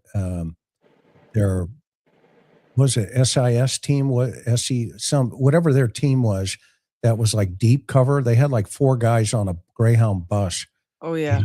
Behind the suspects, okay, on the bus, and then they had a surveillance team. Anyway, they got to our town, and we ended up getting their 2 LAPD guys with their radios in our undercovers cars, and we parked their ride, and we ended up surveilling this guy and took him all the way down to Interstate 8 when he was headed towards Phoenix. Long story short, great story, by the way. The helicopter dropped out of the air, lit the entire freeway up, created an accident. They boxed him in, pushed him up against the wall, and the shooter was on the floorboard and with the officer's gun still on him. And there was a news helicopter above. So they end up taking him in custody. And Yeah, I get it. You know what I mean? I get the connection between those 2 statements. Yes. Yeah. I get it. And they threw him in the back seat and hauled him up to the PD, our PD. They had the bird dropped in our back lot. They throw him in one of our interview rooms, and I'm trying to remember what the captain or the commander, Booth. I'll never. I thought my mind was gone, but it's still here. He comes out of this interview room, and he's like, let's get him out of here. And they put him in the bird, hauled him off. Anyway, they got all 4 suspects. They found them all guilty. The Ninth Circuit overturned the case, gave them a second trial. Okay. And most recently, within 5 years, they found them guilty again. So here's the fast forward. I'm at a CHIA conference, California Homicide Investigators Conference, and I see this LAPD guy homicide guy. And I said, hey, do you know this motor officer named Vern? And he goes, yeah. You know, his son wears his badge. Oh, that's awesome. I was like, wow, okay, cool. Yeah. So anyway, where was I going with this in the long run? I mean, it's great war stories because it's our channel, and you know we tell war stories for our audience. They enjoy them, and you know, I really am concerned, though, to your point, Dan, that if this did go to trial, and you know, without pointing out all the errors, it could be in jeopardy. I agree with I concur with you. It depends on what they have, though. They may have a lot more than we know, and they may come up with something that, you know. Well, I pray I to mean, God that they do. But yes. yeah, that's why I really don't want to air what I think are some of the negatives, because why give any defense counsel ideas, you know, to get this bad guy or bad guys and girls, whatever the case may be, to give them an out. I'd rather not even talk about it. Exactly. Should we take some questions? Yeah, let's run through these questions. Okay, you guys up to taking some questions? Sure. Yep. Let's see here. All right. Some of these are for... Okay, this is from Jason. A sad, touching moment to see them, Savannah and her sister and brother-in-law. It must really hit them hard when seeing the flowers and touched at the same time. I can only imagine what they're going through. Prayers for Nancy and family. And Thank you. here was a question, but he took off. Well, let's read it. If this was a kidnapping for profit, do you think it went wrong? If so, why didn't they still demand a ransom, as was done with the Exxon CEO kidnapping? What do you guys got a comment on that? Because I'm not really sure it was a kidnapping to begin with. And also you can't have a kidnapping without or you can't have a ransom. Okay. Yeah, without the proof of life and stuff. Yeah, and I touched on it earlier that I'm not sure. I think it was definitely for money, but I'm not necessarily, I don't think it had anything to do with a ransom. Right. Maureen, I think we lost your audio, maybe when you touched your mic. It's going to be on the side. It's right here on the side on your mic. It's a little... Maybe accidentally brushed it. All right. Well, she's figuring that out. Let's get... Jason says, interesting how a criminal's... Oh, you're back. Awesome. Yeah. How criminals' behavior changes as a crime progresses and things hit the media. It explains why certain details are kept within law enforcement. Yeah, good point. That's a great point. They are continually adapting, and they do watch, and he probably is watching. And then in some cases, you know, maybe they didn't mean for the person to die, and it weighs on them. I've had a lot of confessions from people that, you know, they're glad to get it off their chest, so they can change like that too. You know, just the bad feeling of, man, I can't believe, you know, the lady's dead. I mean, I'm not saying that's the scenario here, but it does cause people to change. Chris, why don't you take these questions? Would the person be employed or otherwise seem ordinary? Yes. I think he said yes. Yeah. Yeah. He could be the pool guy. We don't know. Not saying the pool guy's the guy. I shouldn't have said that poor pool guy. He's taking a beating. Great info. Hopefully someone watching will thank the friends, families, neighbors. Yes. Thank you so much. And Jim Fitz, I mean, that guy's a wealth of information. He sure is.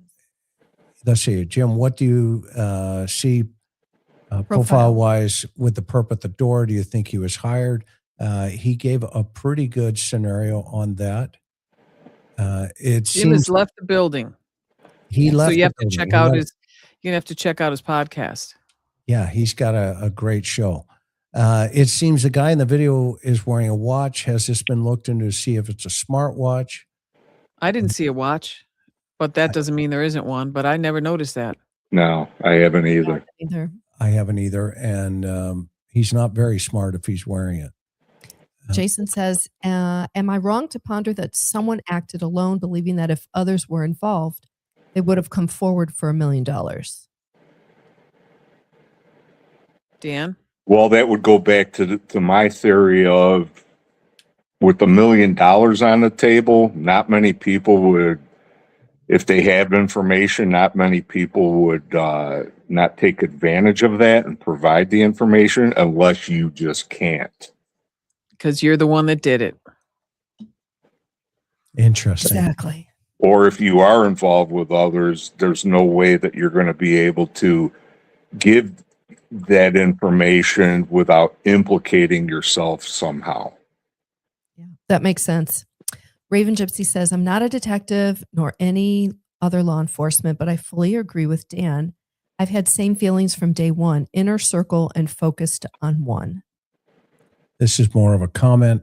Do you think nanospoliologist is avoiding exploiting the idea of done by an illegal who's done labor there and still Tucson left?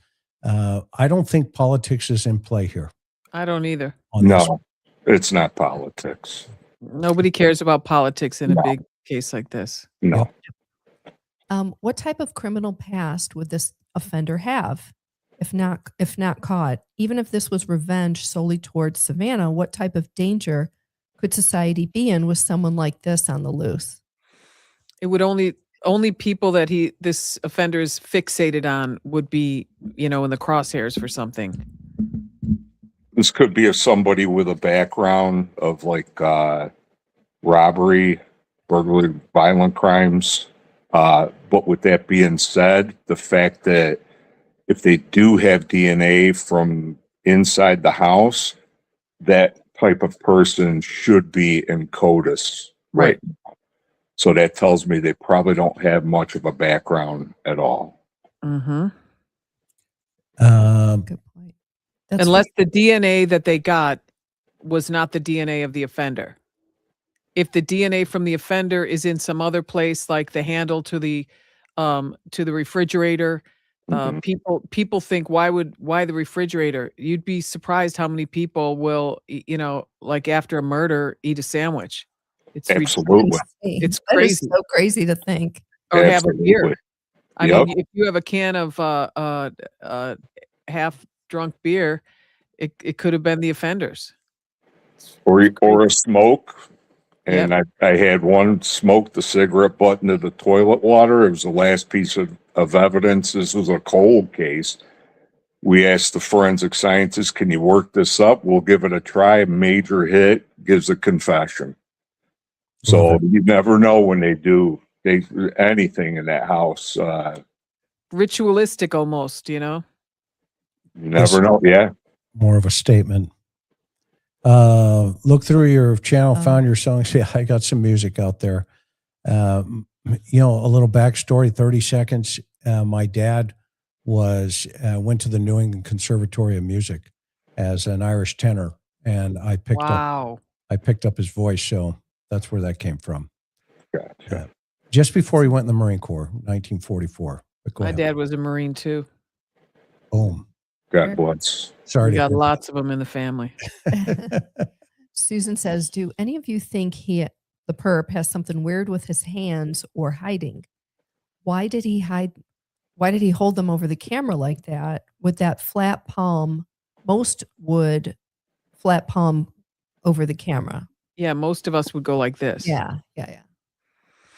Yeah, originally when I first saw the video, it looked to me like it was a boxing glove, is what it looked like to me at first, and then finally it was like, no, that's not. I believe it's multiple gloves, one underneath the other, like a lot of the forensic collectors and forensic investigators will wear multiple gloves. And then as they're touching, they'll remove one. As they're touching, they're removing another. Well, you know this, Maureen. Yeah. But and we'll have like a gauze. Next time I'm on, I'll show you my gauze gloves that I wear under latex gloves, but they're not thick like that, and they don't look thick like that. So I'll do a little demo to show you. But this looks like those scuba diving material gloves that you get at Walmart or Costco. You know, they're great, but these actually look a little thicker, and with just one pair of They do. nitrile, it looks like to me. Yeah. Oh, you think it's just one pair? No, I think it's one pair of Okay. nitrile gloves over Okay. those thicker gloves that you get. I They're not got you. winter gloves, but they're the thicker ones. What's that fabric called that wetsuits are made out of? Yeah, I know what you're talking. Nitrate gloves, the thinner ones you said. Yeah, the thinner ones that I Yeah. don't know. Well, hopefully one day we're gonna get some answers to all these questions. Well, the fact that he's doubled up, he's gloved up like that. I mean, this guy's putting a lot of thought into this. Well, if you just have regular latex gloves on, you can see exactly how that person's hands are shaped. Mhm. Why are they hiding the shape of their hand? That's a great point. Do they have like really thin, skinny little fingers? Do they have long fingernails that they don't want shown? So they put this glove on over so you can't see it? Jewelry. Or Super meaty- tattoos? Maybe Yeah. tattoos? Well, no, I mean, you wouldn't be able to see those with the glove on, but do they have a really meaty part of their hand here that if it got shown someplace, you'd be able to see it? There's just, your hands are, if you're a person that looks at other people's hands, you can tell a lot, or you'd recognize it at least. Is it me, or does that look like a pinky ring? That's what I thought, Dan. Yeah. I thought the same People say thing. that, yeah. I don't see it, but a lot of people say that. Yeah. Yeah. I'm kind of thinking so, but But gosh, if you have two pairs of gloves on, man, yeah. sweating big time. And it leaks. It leaks too, right, Maureen? Yep. When you're wearing those gloves like that and you're sweating, it leaks. Well, it was cold that night, so it was so outside, no, but inside for 41 minutes, and you're in a struggle, and you're doing whatever you're doing, your hands are going to be sweating like mad, unless you're Prince Andrew. Oh, Good one. Ba-dum-bum. All right. Caleb says the family has been cleared, but is it possible the video messages or even flowers/card visit yesterday are behavioral tests? Do cops test this way? You mean that they set it up to have the family go out and put all that stuff? I'm assuming that's what you mean. I think yesterday was kind of an intimate moment for the family. I don't see personally the BAU saying, okay, let's get together and see if we can get some empathy out of this suspect, because this guy has no empathy. He looks at you like a bug in a jar. Okay, that's how he saw Nancy. He is past feeling. He's not able to get there. Something has gone wrong a long time ago, and he views people as if they're in the way. Okay, he's going to be a loner. He's going to be this guy that he's that guy that's just kind of there. Look at Brian Koberger for an example. He is an enigma, right? He's living in the secret life. He has a public persona and a secret persona and a private persona. But that secret persona, the one that, where all crime and where all sin resides, okay? It's like, and Dan knows and Maureen knows, the idea of how do you get this guy to tell you why he, stuck the axe in his grandmother's forehead. That's a whole different level that you're dealing with here. yes. This is this guy. This isn't the guy that walks in, give me your money, because, I'm chasing the needle. I got a heroin problem. I got a fentanyl problem, whatever. This guy is beyond feeling.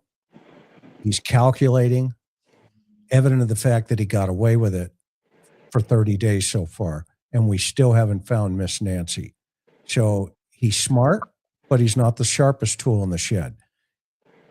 It's Dr. Picotto gives an analogy of think of the waiter delivering the food.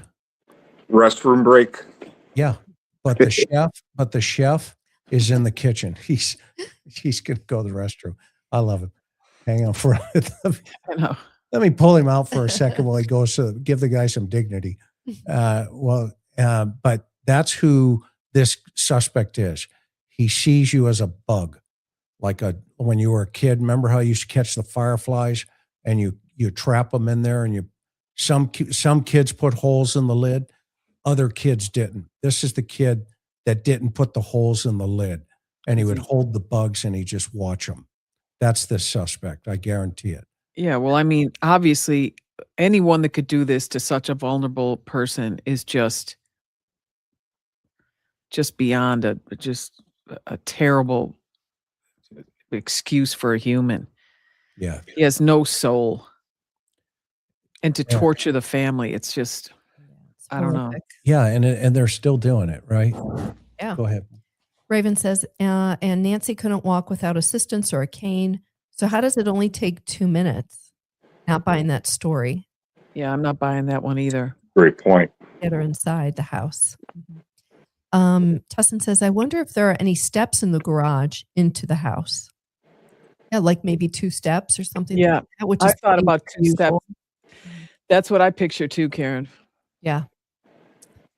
Blake says, if the perp was hired and now on video across the United States and beyond, I think whoever paid him would have offed him so they wouldn't rat out who wanted her gone.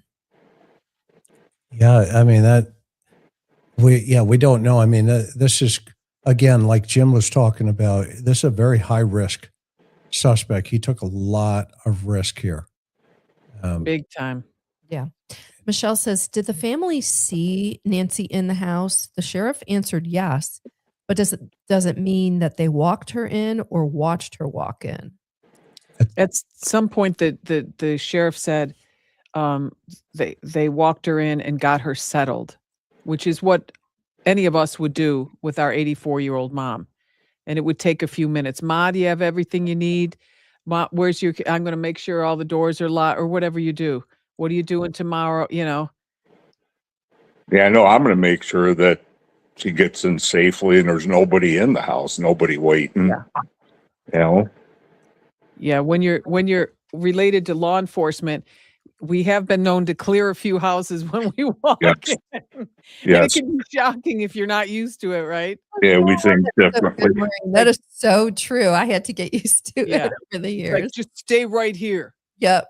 Okay. And we had a code. Closets. We had a code. You guys, obviously, with those around you, your family, if Yep. you run into somebody that you've hooked up in the past and they're out, that was my always worry with her with me, be at a movie theater or something and some perp walk up behind you and say, hey, and we just had a code. I would look at her a certain way and she just knew she would just Like walk away. this. Yeah. Something like that. Kind of Yeah. like Like, okay, I know that face. yeah, like, I'm getting, hammered over here. Cover me, okay, here. I heard today that her pacemaker was emitting a signal for years before the battery would need to be changed. Using this, soon it could still be an option to find her. Yes. And I hear they're out looking. narrowing down some cell phone coordinates, and they were out looking at another county today. I would have loved to have seen a ton of guys on horseback and gals and just massive grid searches in that whole area.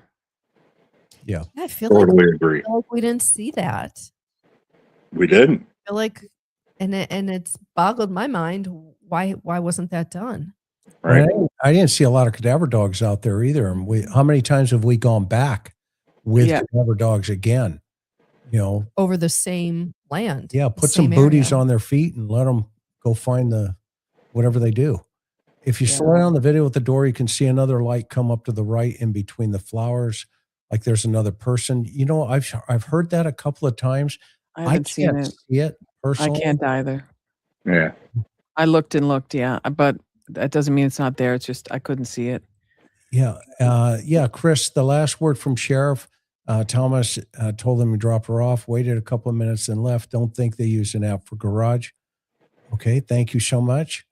And is there evidence, for example, victim's DNA and suspect's car? Does the victim need to be found before an arrest? A cardiac RN stated the app connects to pacemakers once a day, normally 1 to 3 a.m. to update. Yeah, I've heard it. I heard those configurations are according to the cardiologist. But yes, it's a minimum of once every 24 hours to sync up with the office. And that, by the way, that 1 to 3 a.m., I believe, is when the iPhones sync up to with the cloud, if you've got all that dialed in. That time frame, I've heard. I'm going to grab this one. Yeah, if he took the door camera with him, would that device try to connect to Wi-Fi away from the house or connect to other cell towers? Yes. Yes, it would still be pinging. Marty Girl says, my mind keeps going back to the night of the first raid in Rio Rico when the scanner reports that a helicopter was headed for the hospital in Tucson with an 84-year-old female. Quiet to draw someone out. Yeah, we were told, the media was told that those reports were erroneous because some media went over to the hospital too at that point. Yeah, there was some car accident, but I think it was totally unrelated or something, right? Yeah, I Yeah. think they did It's a say hit it was and unrelated. Yeah. Whatever it was unrelated. Yep. Yes, they did use drones with infrared the very first night. That was when I heard that, I was very happy initially. I was like, all right, we're taking the right steps, you know? Chris, the motion detection timeline would be text description of motion on Nancy's locked phone. Okay, interesting. Thank you, Jason. To Maureen's point about the capture still image of the motion, it's available for 3 hours without a subscription, only if she had that enabled.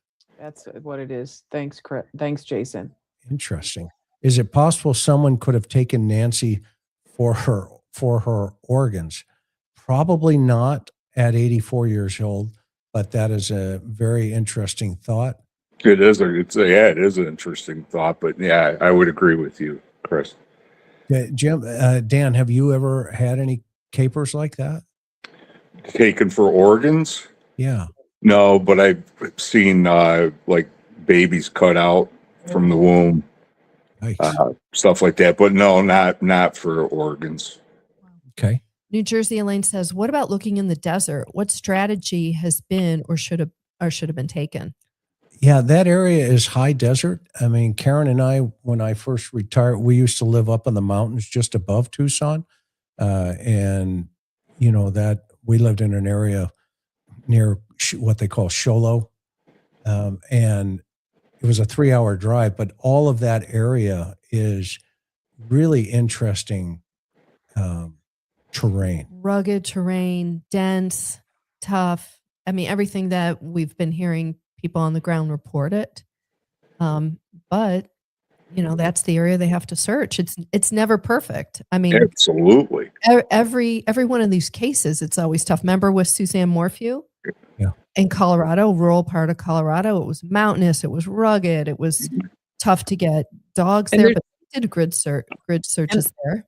In situations like that, you're gonna curtail the locals from coming out because you're gonna end up having to do a bunch of extra rescues unless they can stay on some kind of a fire road or something, or they're really skilled in that type of terrain. So you're weighing all kinds of different options, and every situation is going to look a little bit different. But you're all going to pour your heart and soul into it, one way or the other, and try to get whatever you can to get a successful outcome. And in this case, let's say that the person involved is a local. They're going to know that terrain.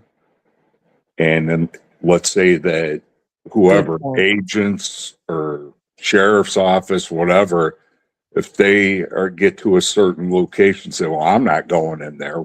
Well, maybe the offender knows this area and the offender didn't have a problem going in that location. That's a good point. It is. Navy Girl says, I think it's possible it could be a previous Uber driver. Most of us engage in small talk with the driver. I hope the FBI is looking at her Uber account.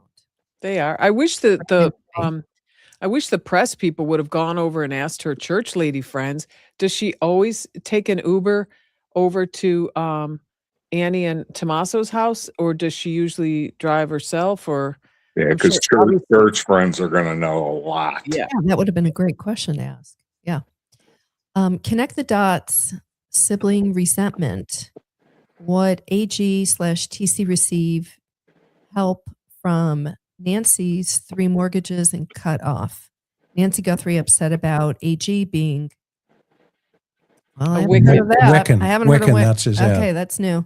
No, they're both apparently both Annie and Tommaso are Wiccans, which are I guess it's a witch, but it's not like a mean witch. I don't know what Wiccans are. Anyone in the chat, if you know exactly what a Wiccan is, but I know it's Oh, wow. yeah. Yeah, I hadn't heard this yet. Ooh, Yeah, same. But thank you, Elizabeth. yeah. Has the porch been cleaned of blood? No video of that. I don't think so, not yet. And they were out there today looking at the mat again. Oh, please take the mat, please. They This looked, is day 31. there were 3 guys standing on the porch looking at the mat. They never I took don't the, understand that. They didn't take the front Nobody took the porch mat. mat. This is the first time Dan's hearing this. Dan, And somebody give him We've been- CPR. I know. We've been No, give him a scotch. The talking case about agent's this. down. tequila. He's down. That- The dog passed away in December, I think, right, Karen? Yep, that's what we heard. Yeah. We don't know. Oh my God. Jason says they broke the cameras in case the family with access was watching live and notified of the motion detected at that moment. Fortunately, they didn't know that. Jason, and that's the best bounced it off description the ever. server, unlike Ring without a subscription. Yeah, he's been with us forever. I know. Really smart dude. Yeah. Jason, that's the best description of why that happened. Thank you. Thanks, Jason. And that's I love when something that bothers me, someone can make sense of it for me. So that's good. another solid data point. Tina Marie, with your experience, how likely is it that the driver would get rid of both Nancy and Porchman at the same place, off chance she passed while being taken?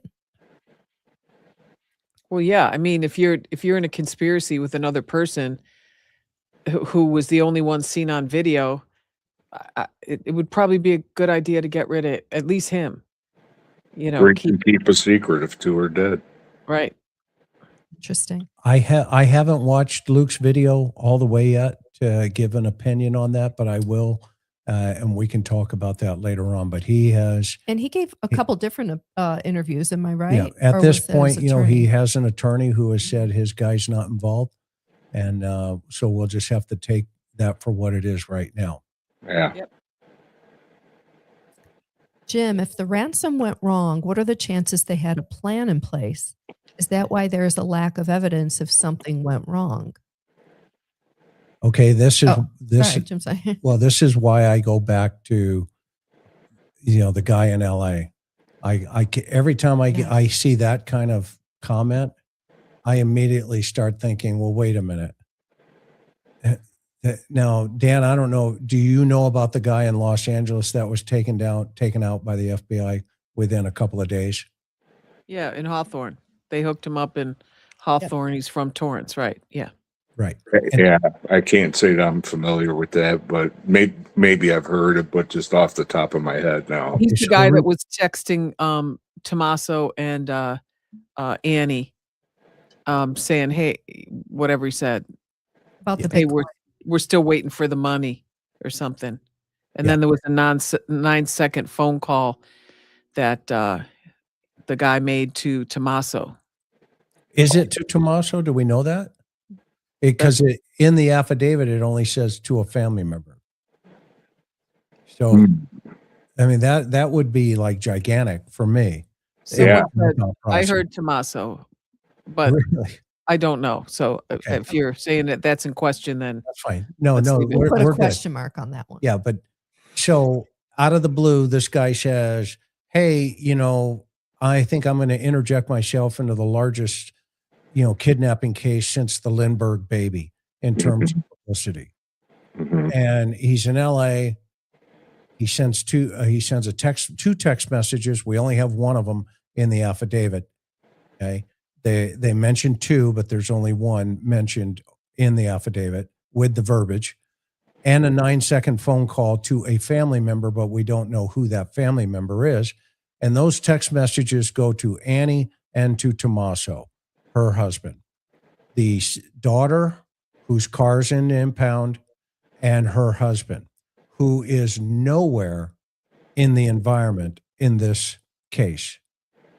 Now, even to this, Meaning, up until this point, he wasn't in. Tommaso was not on in any of these videos. He wasn't on air, where you could see him. He wasn't readily identified at this point.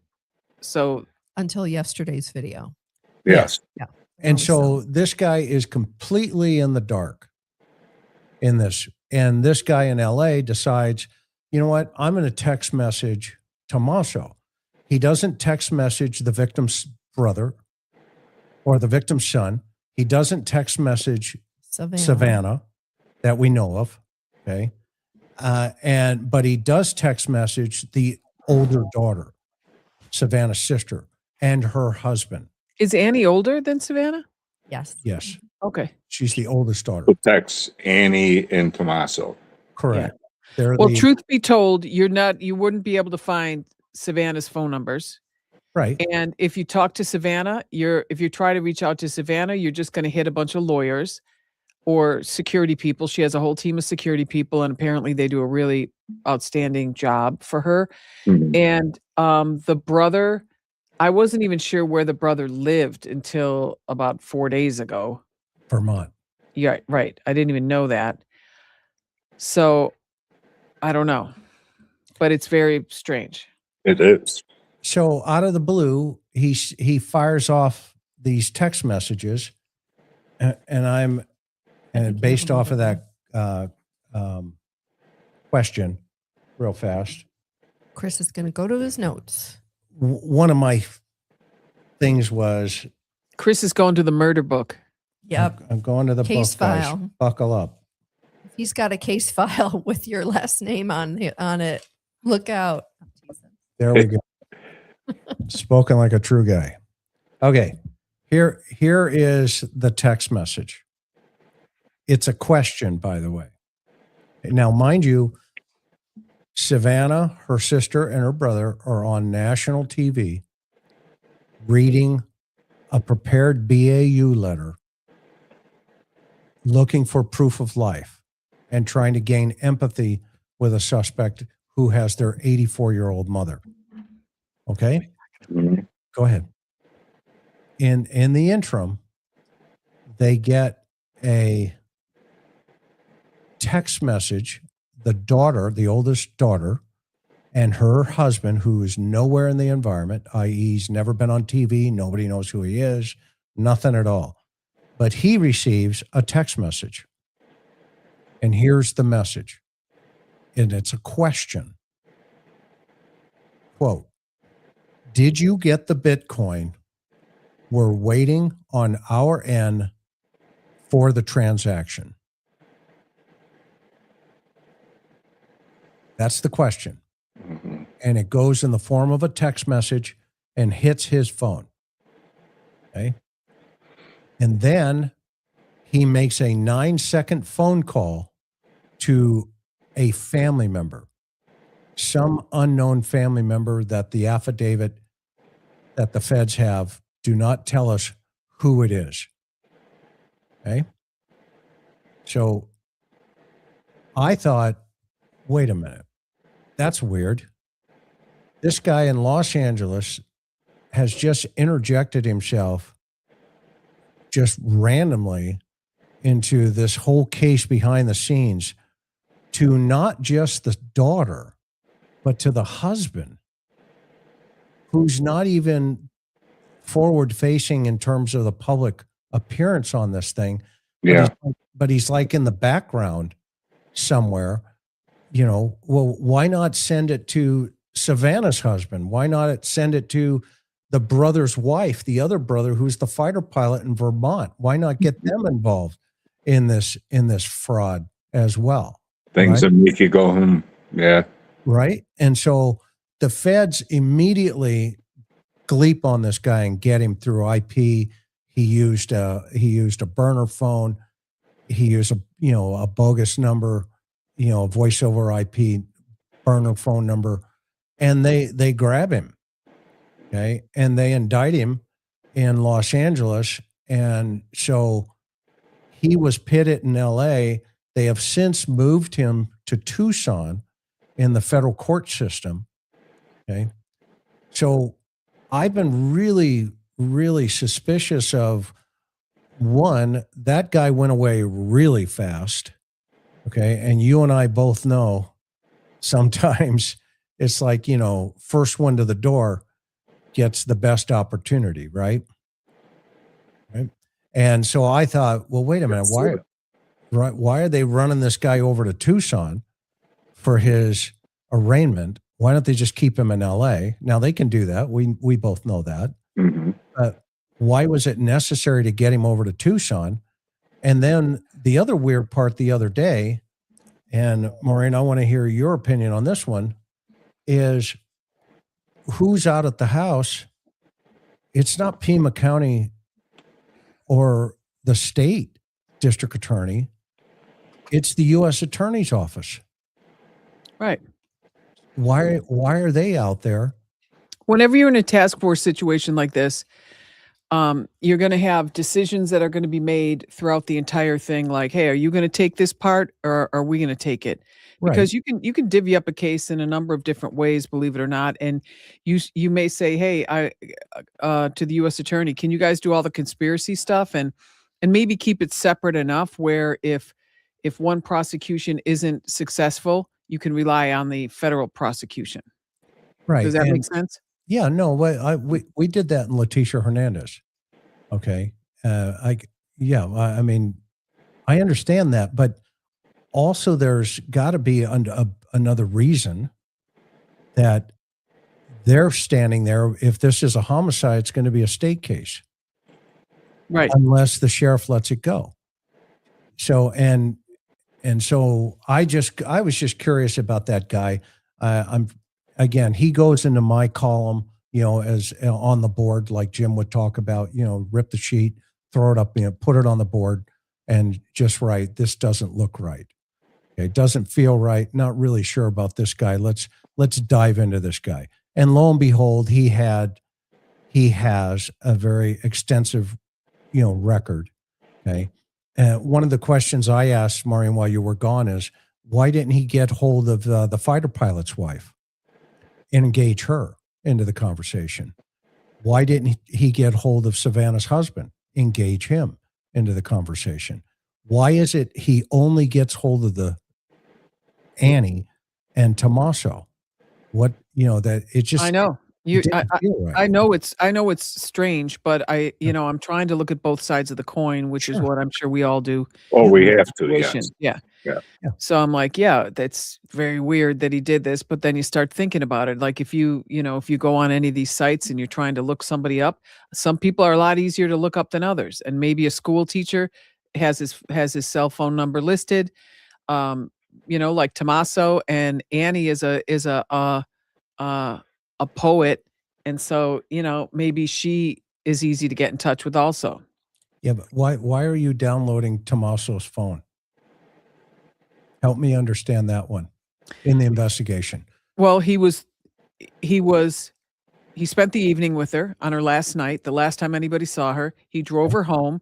Yep. He had the data point on there about the garage door opening and closing. He had to have had that app on there for them to be able to somehow put that on the timeline. If you're putting that on, if I'm putting that on my timeline, that's something that I've locked down solidly.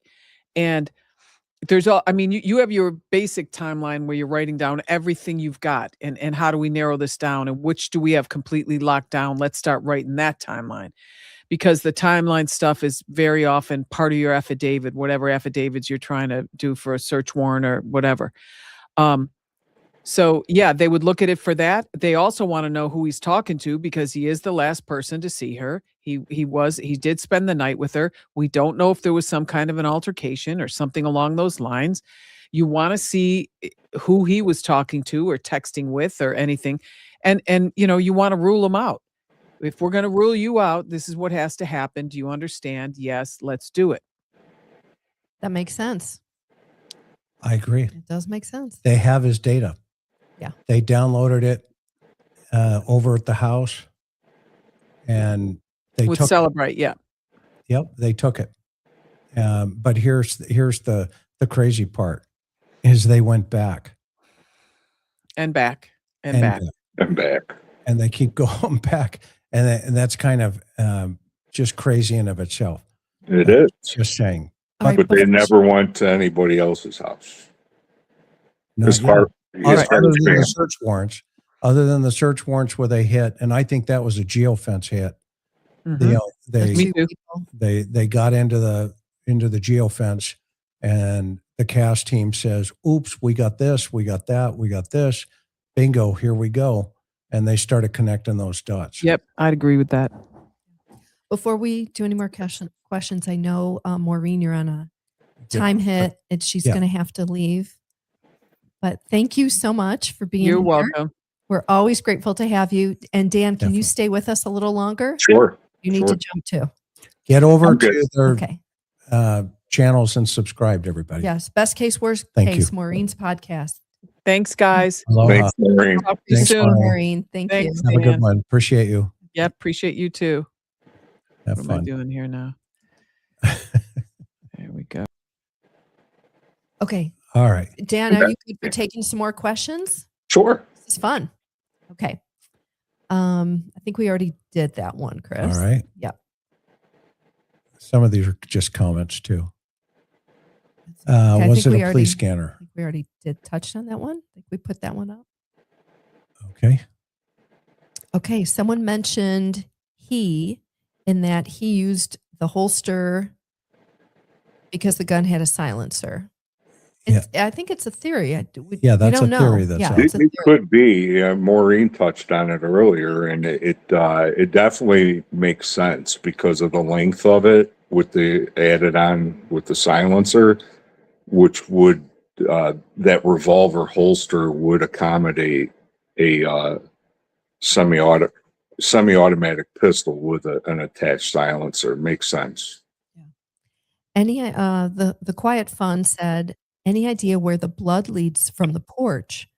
Perp enters from the yard and not the driveway. I believe the walkie might have a light on the bottom.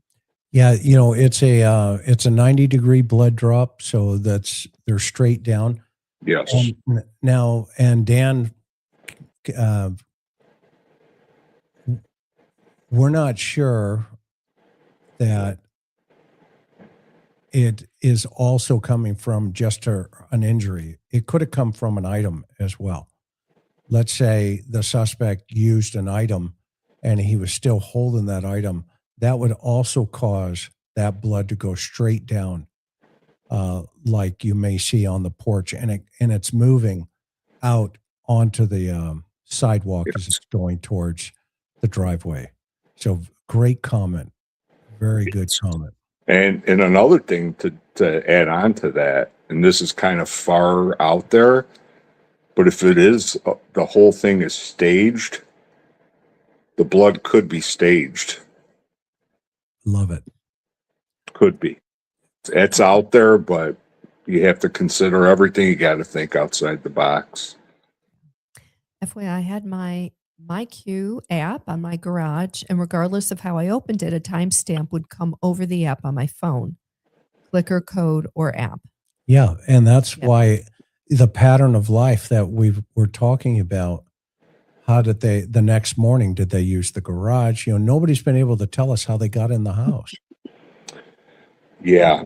And like I said, that could be strategic. Yeah.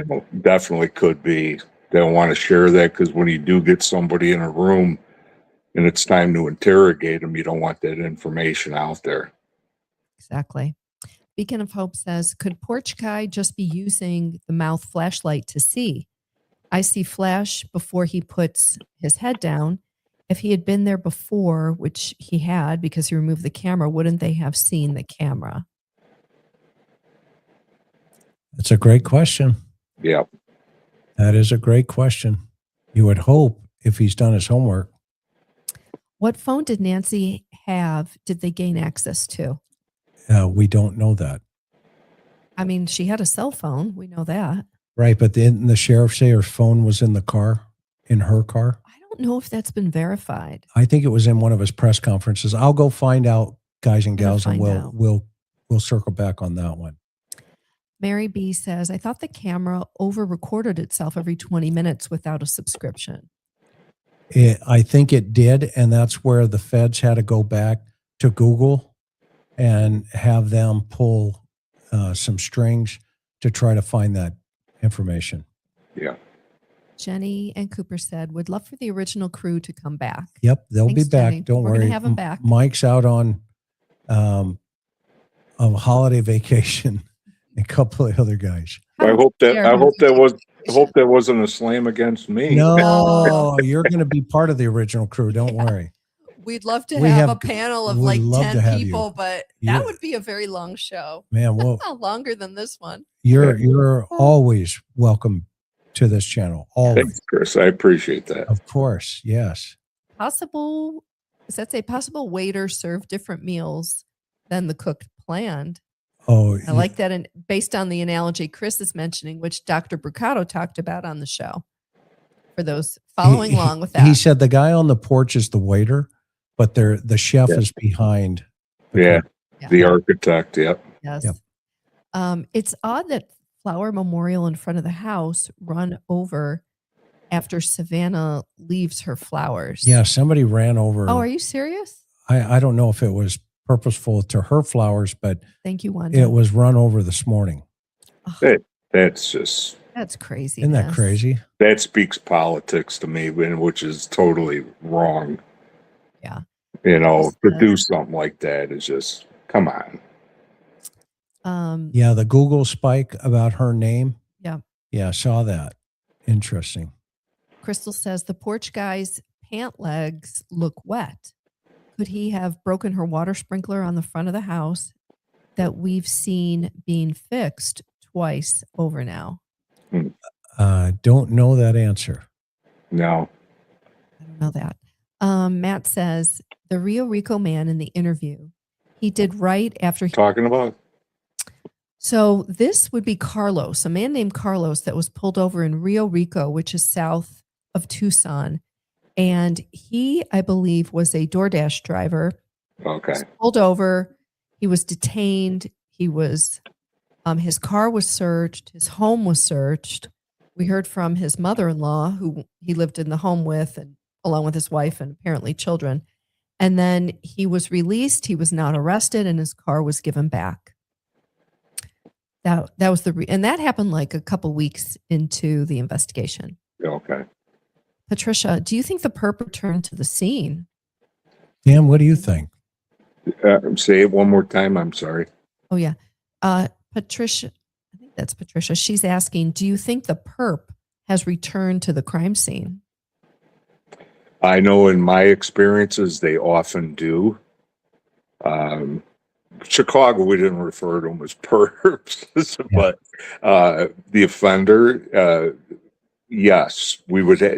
That was very common for them to return to the scene to take a look what's going on. They'll be in the crowd while the police, while we're there processing the scene, and they're watching everything. So yes.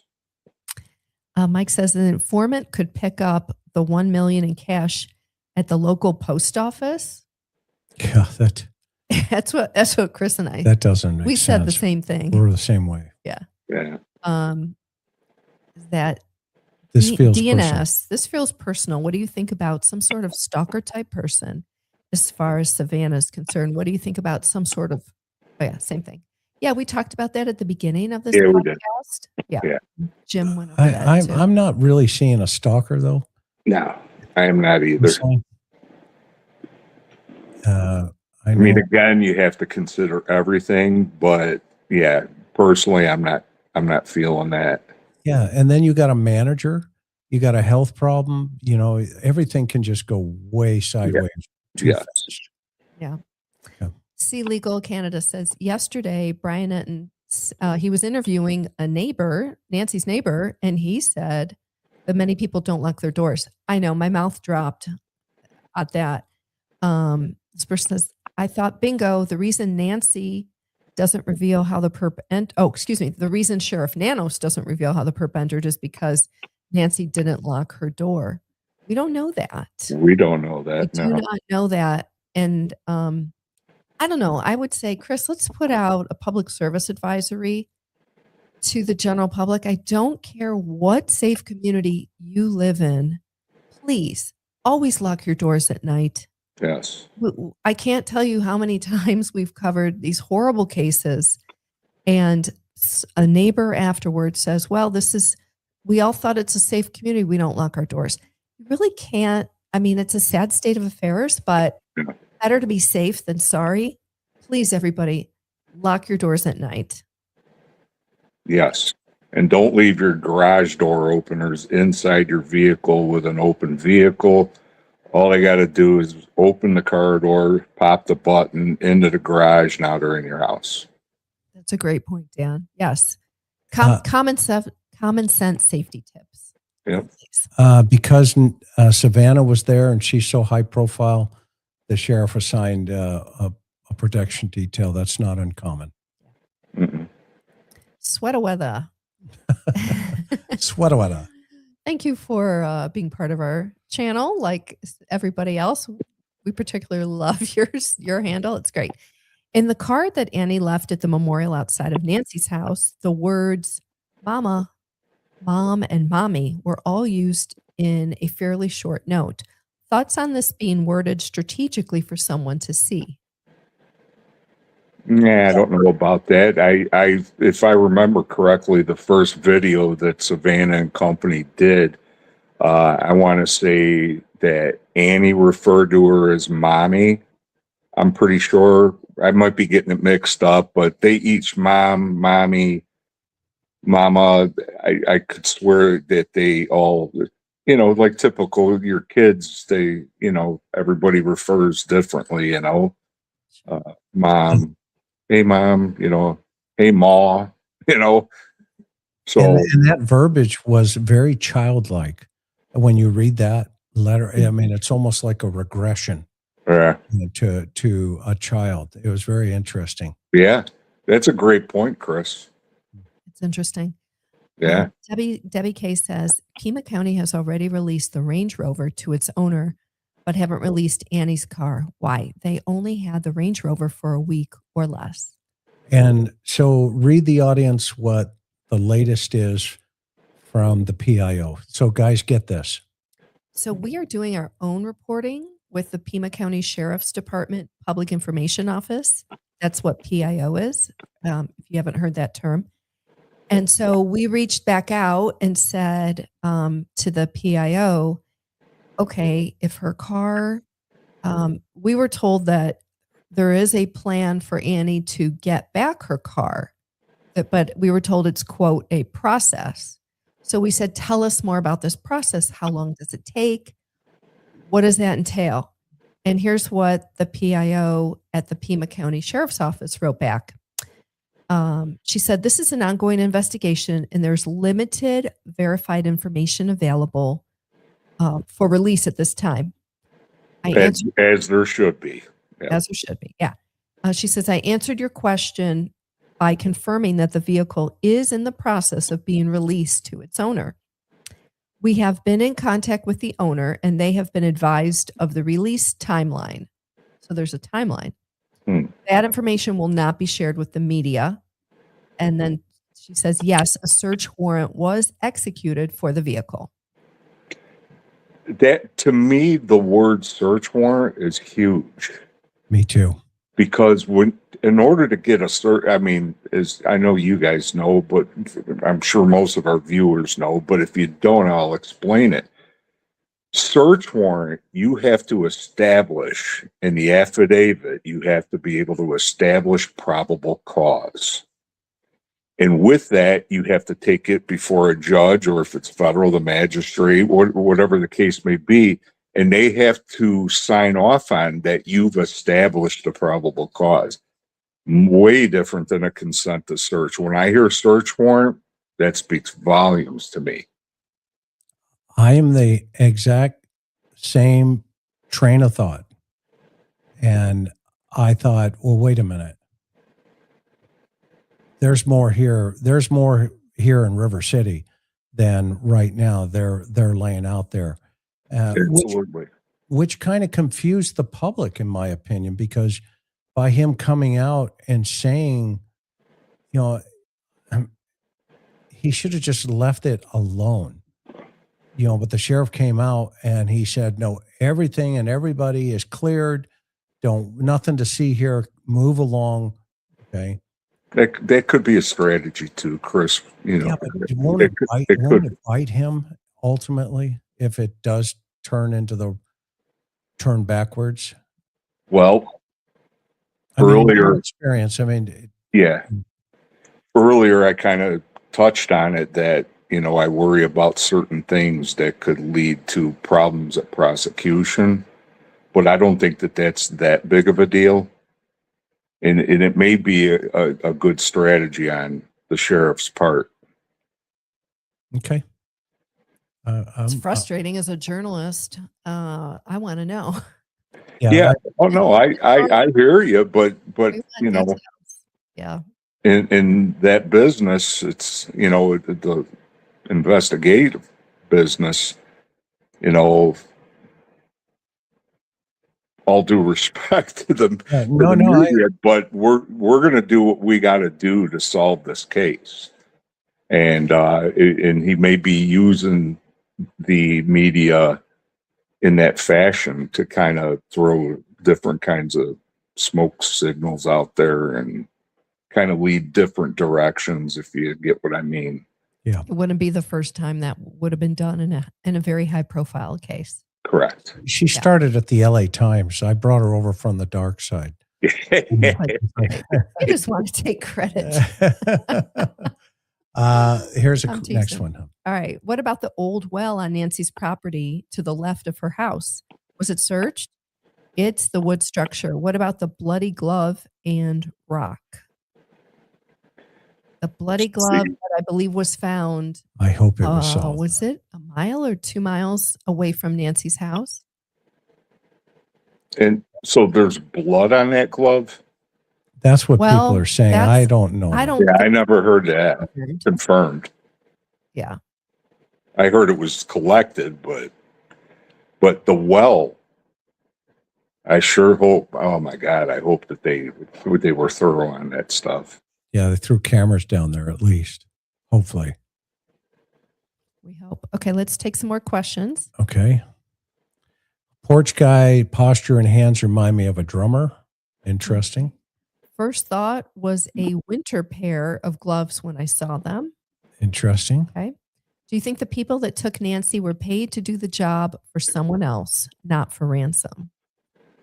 That's a theory you always have to keep on the table. Absolutely.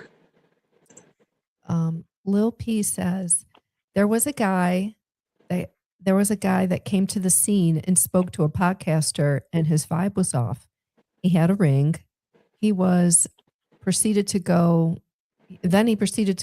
in. What's that say? TikTok and talk. Oh, he went on TikTok and talk. I have his name.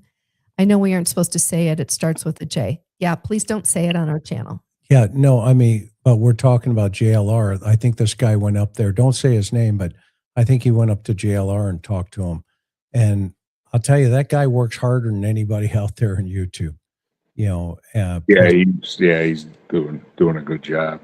The guy's he's out there grinding. You know. So, but JRLO, don't get in the middle of the investigation. We'll just tell you that as a friend. Stay back and let them do their thing. Absolutely. Somebody, okay. Do you think it was odd that Savannah's brother was not with the family at the house? I'll take that one. Go. I don't, because maybe he had to go back home and go back to work. Correct. It's got to have been heartbreaking, grueling, extraordinarily stressful, no answers.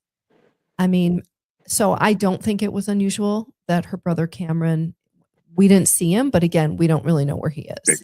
Yeah, I agree with you. Let's see here. We still have a bunch of questions, Chris. My gosh. You guys are awesome. That's good. Have y'all ruled out it's a woman dressed as a man? It's completely ruled out. It's porch guy is a man. I Say I'm that in 100% it's a man. not a woman. Okay, watched a streamer with guest that thinks the perp has a signal jammer in his pocket. If that's the case, would that change the timeline as to when Nancy's pacemaker disconnected via Bluetooth from her iPhone? I don't have the answer to that one personally. Yeah, no, that's pretty deep, I think. I don't know if that much goes into it, planning, but you never know. Gabriella asks, what about the night pictures at Annie Guthrie's house? Any new insight? No, other than I personally think it is not the same night just because of the backlit. But they don't have the timeline and they haven't told us what the metadata is going to tell us when those were taken yet. Dana says, when I worked in dermatology, we had patients wear cotton gloves under water-resistant gloves to absorb sweat and reduce irritation. Perhaps that's what the perp is wearing. That's kind of what Maureen was talking about earlier. Skippy says, along the line of obsessive thinking, what if the perp's rationale was, if I can't have Savannah, neither can Nancy?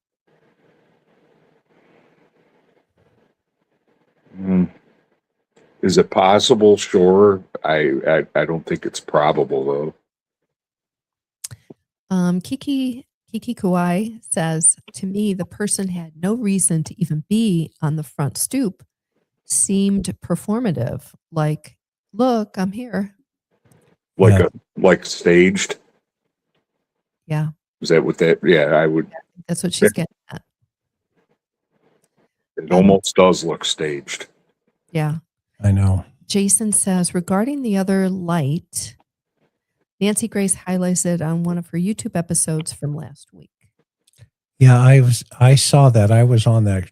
I think I was on that episode actually, and Probably were. I wasn't convinced. Okay, what do you think is the probability that this was a professional job and the perp was paid to abduct Nancy? I think that could absolutely be a scenario. Do you all think this person entered through sliding glass doors? Not sure. Yeah. But there are 6 points of entry into that house. Okay, we have a question from Maureen, and we kept her over 2.5 hours, so she had to go. But they're asking, what are your thoughts on the scene being staged? Do you think Nancy made it home? I think we're talking about whether staging is still on the table. Yeah. And it sounds like it is. I mean, we Great don't know. question. Yeah. We don't know. Jeremy asks, have you come across a body being bagged and shot? Would you consider that in this case? Repeat that again. Came across what? Have you homicide detectives come across a body being bagged and shot? Shot and then bagged? Would you consider that in this case? Well, I've had tons of shot and then bagged. Exactly. Yeah, but like put in a bag and they're fighting inside the bag and shot now. Okay. Jen says, this is for you, Dan. This is a different case. Do you think the Lane Bryant mass killing in Illinois can be solved with IgG DNA? I honestly, so it's funny that question is asked because I handled my partner and I handled 5 people executed in one house, and it was the same year as the Lane Bryant murders, and that's I don't know if you guys know about the Lane Bryant murders. It's a suburb of Chicago. It was the Lane Bryant store. And I know my partner and I believe very strongly that one of our offenders in ours was solved. They're doing life multiple, 5 times life, two of the offenders. And we strongly believe that one of them is the killer on Lane Bryant. Wow. And when Lane Bryant So we did call out. So we got total confessions from our guys. We called their task force, the Tinley Park task force. They came out. We said, you guys should come take a look at this guy. And, egos were going on. Oh, you're going to show us the big city guys how to solve them. It's like, it's not, we have plenty of our own murders, but we want you to take a look at this guy. This is why we think could be your offender. And then once they tried to go talk to him, he lawyered up at that point. So they never got anything. And I'm going to leave it right there because there was other stuff that was discussed between the investigators and me, and I don't want to put that out there. Good idea. Yeah, I don't want to put what was discussed. Okay. I'll just say that it's a long road. Al says, does Nancy have any siblings? The pinky ring and gait makes me think he or she may be older. You mean, so Nancy Guthrie, we know she had a brother Pierce who previously, who has passed away. We know that. I don't know if we know. Oh, and did she have a sister? I don't know, but they were quite old. Yeah, they were older. Yeah, that person, the porch person, doesn't appear to me to be that old. I don't know what you guys think, but I know it's hard to tell with a mask on, but I'm thinking in the 20s maybe. I think maybe a bit older than that. Maybe, early 30s. Perhaps. Yeah, maybe. But again, we don't know. Yeah. She says, I thought they were motorcycle gloves. Could that be how we got there? Okay. Well, motorcycles make a lot of noise, especially in the middle of the night. Yeah. Maybe he walked in. Could be an electric, those electric scooters. Those are quiet as can be. Let's see here. 2:12 a.m. Motion detected on security camera in the backyard. Sheriff said it may be an animal, but it could have been the suspect entering. Okay. Yeah, I remember that. Thought about the fact that the largest amount of accumulated blood droplets up against the bottom of the screen doorway doesn't mean NG was facing left. There's a variety of things that, the positioning of her, we just don't know right now. What we can say definitively, there are two possibilities. One, it could have been stage. Two, those blood droplets are 90 degrees. So that means she would have to have been wherever the blood was originating from had to be directly over each one of those droplets. And then there's also a small area of blood where those droplets also hit that area, and it created what we call satellite blood droplets, which are smaller particles that blow out when another larger droplet comes on top of it. And so I've heard different things, but that was a great question. The elephant in the room is growing larger each day. Is a grand jury presented any information during an active investigation?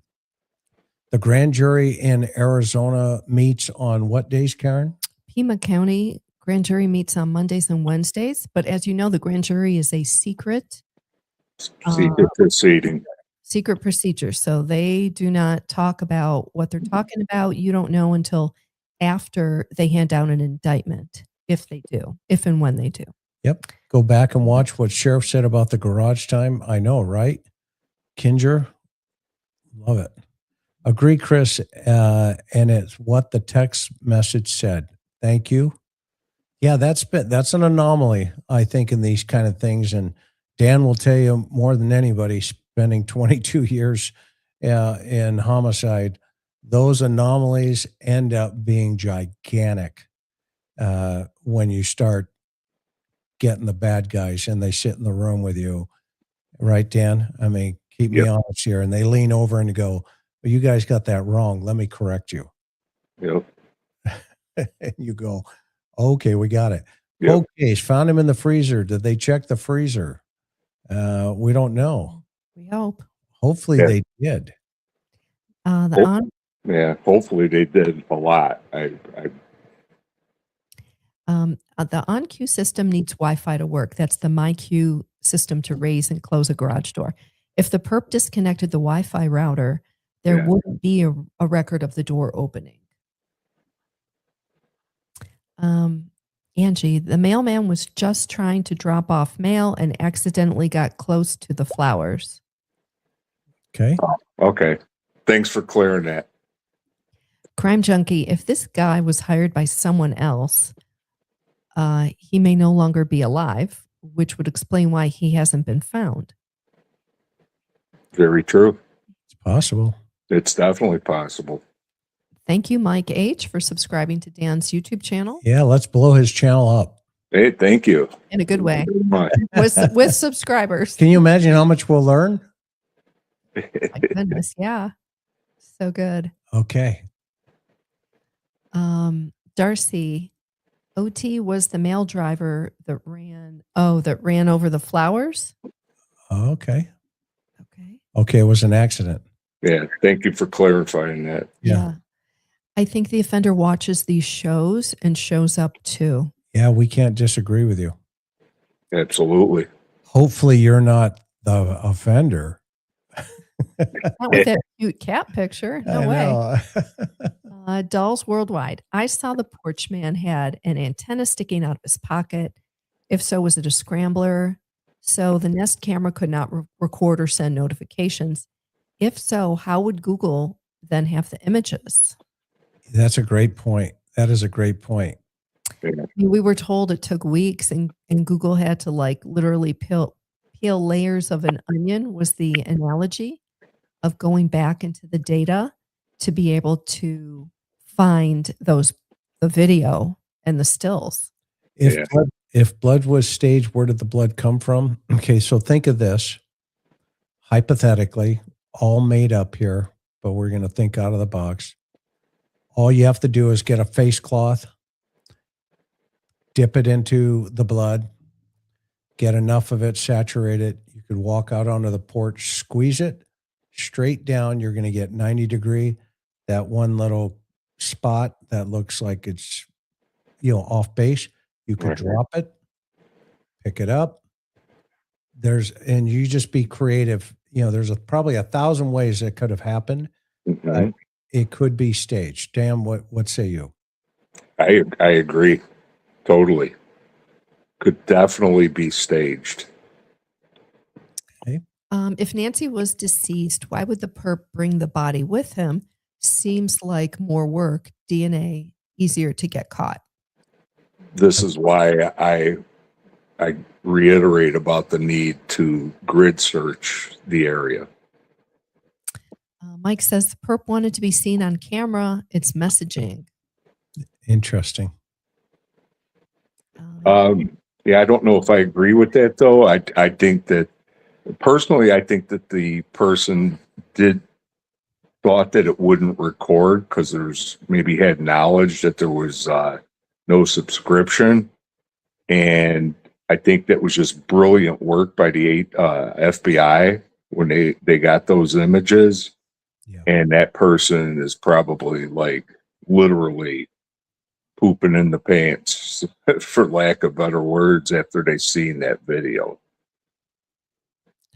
Here's a scenario. TNA opened credit cards in NG's name, has bill sent to their house, took cash advances, got caught. Felonies NG has to eliminate before NG turns them in. No reward collected, but they can't. Elder fiduciary abuse is a crime.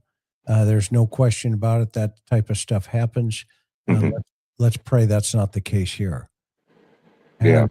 Have they checked the nearby Indian reservation? Not easily accessible to the public. I believe they have. The FBI would have jurisdiction out there if they did.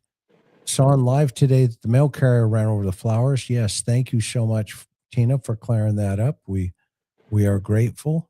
Yeah. Let's see. Karen is the best. You rock. Thank you, Melissa. I You're agree. so kind. I married up. Let's see here. The man that showed up today has the lip thing. Oh, interesting. Is that the guy that was hitting out front? Okay, interesting. We got 3 more questions here. Dan, we're almost done. Okay. Can't they determine if Nancy was carried on the home, the height, the perp, measuring the space between the drops all the way to the curb? Yes, they can do some measurements, and that's probably what the FBI was doing in there. They had a device called the FARO, F-A-R-O. And what that is a laser device that basically 3Ds the entire porch. And then when reviewing porch video, make sure to watch the original post. More is re-upload it, the more it will degrade and cause artifacts that aren't there. So that said, okay, that was the last one. Man, what an evening. And look at this, Dan. We went 3 hours. Oh my goodness. Tell everybody the name of your channel. We still have 16,000 people here. Yeah, please follow me on YouTube. It's at Big City Dan. And on Instagram, it is Crime Big City. Okay, everybody got that? And it's going to be in the links below. You can hit that. It'll take you right over and just hit the subscribe button for him. Let's blow his channel up. He's a great man, a great investigator, as you can tell, and now a great friend. We really appreciate you coming on tonight, and we want to thank you for being here. Yeah. Will you come back? Yeah, Absolutely. This was great spending the evening with you guys, and I most of all, I hope that it somehow made a difference. Oh, it will make it. Guys like you that have so much knowledge, it always makes a difference. But we're going to have you back with our panel as well, and Sounds good. you're going to love those guys. So, Dan, Okay. thank you so much for being here, brother. Thank you. I'll talk to Okay. you guys soon. Okay, bud. See ya. Bye-bye. Wow, what a great guy. Yeah. Boy, what a great show. And what a great show with Fitz and with Maureen. I mean, my goodness, does it get any better than this? I don't think so. Does it, guys and gals, does it get any better than this? And we only ask here if you just hit that subscribe button and hit the thumbs up to help the algorithm make this thing grow. And before we go, I do want to thank our mods. These are incredible ladies. They work really hard to keep our channel classy and chat a comfortable place for everybody. We want to thank Miss Sophia, Maui Girl, Mimi J2, Laura Waldy, and Teresa M.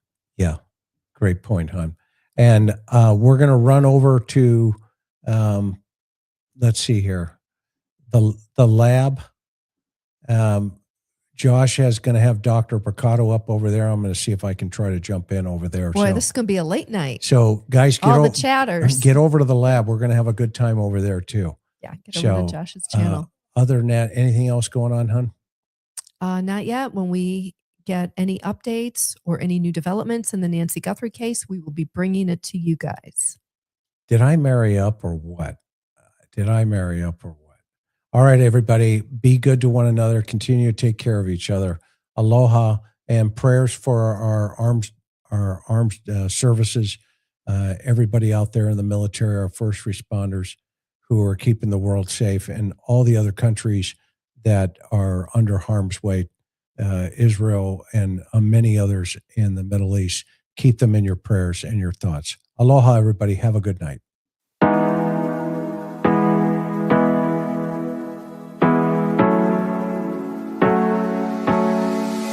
Hard working every day, I'm stressed out 24/7, babe. No timeouts, wish we could fly away. You and I go to our favorite place. Oh yeah, make special memories together. I'll be your company now and forever. I say we fly away, you and me, go to our favorite place. Feeling the sun on my face in Hawaii, with you, with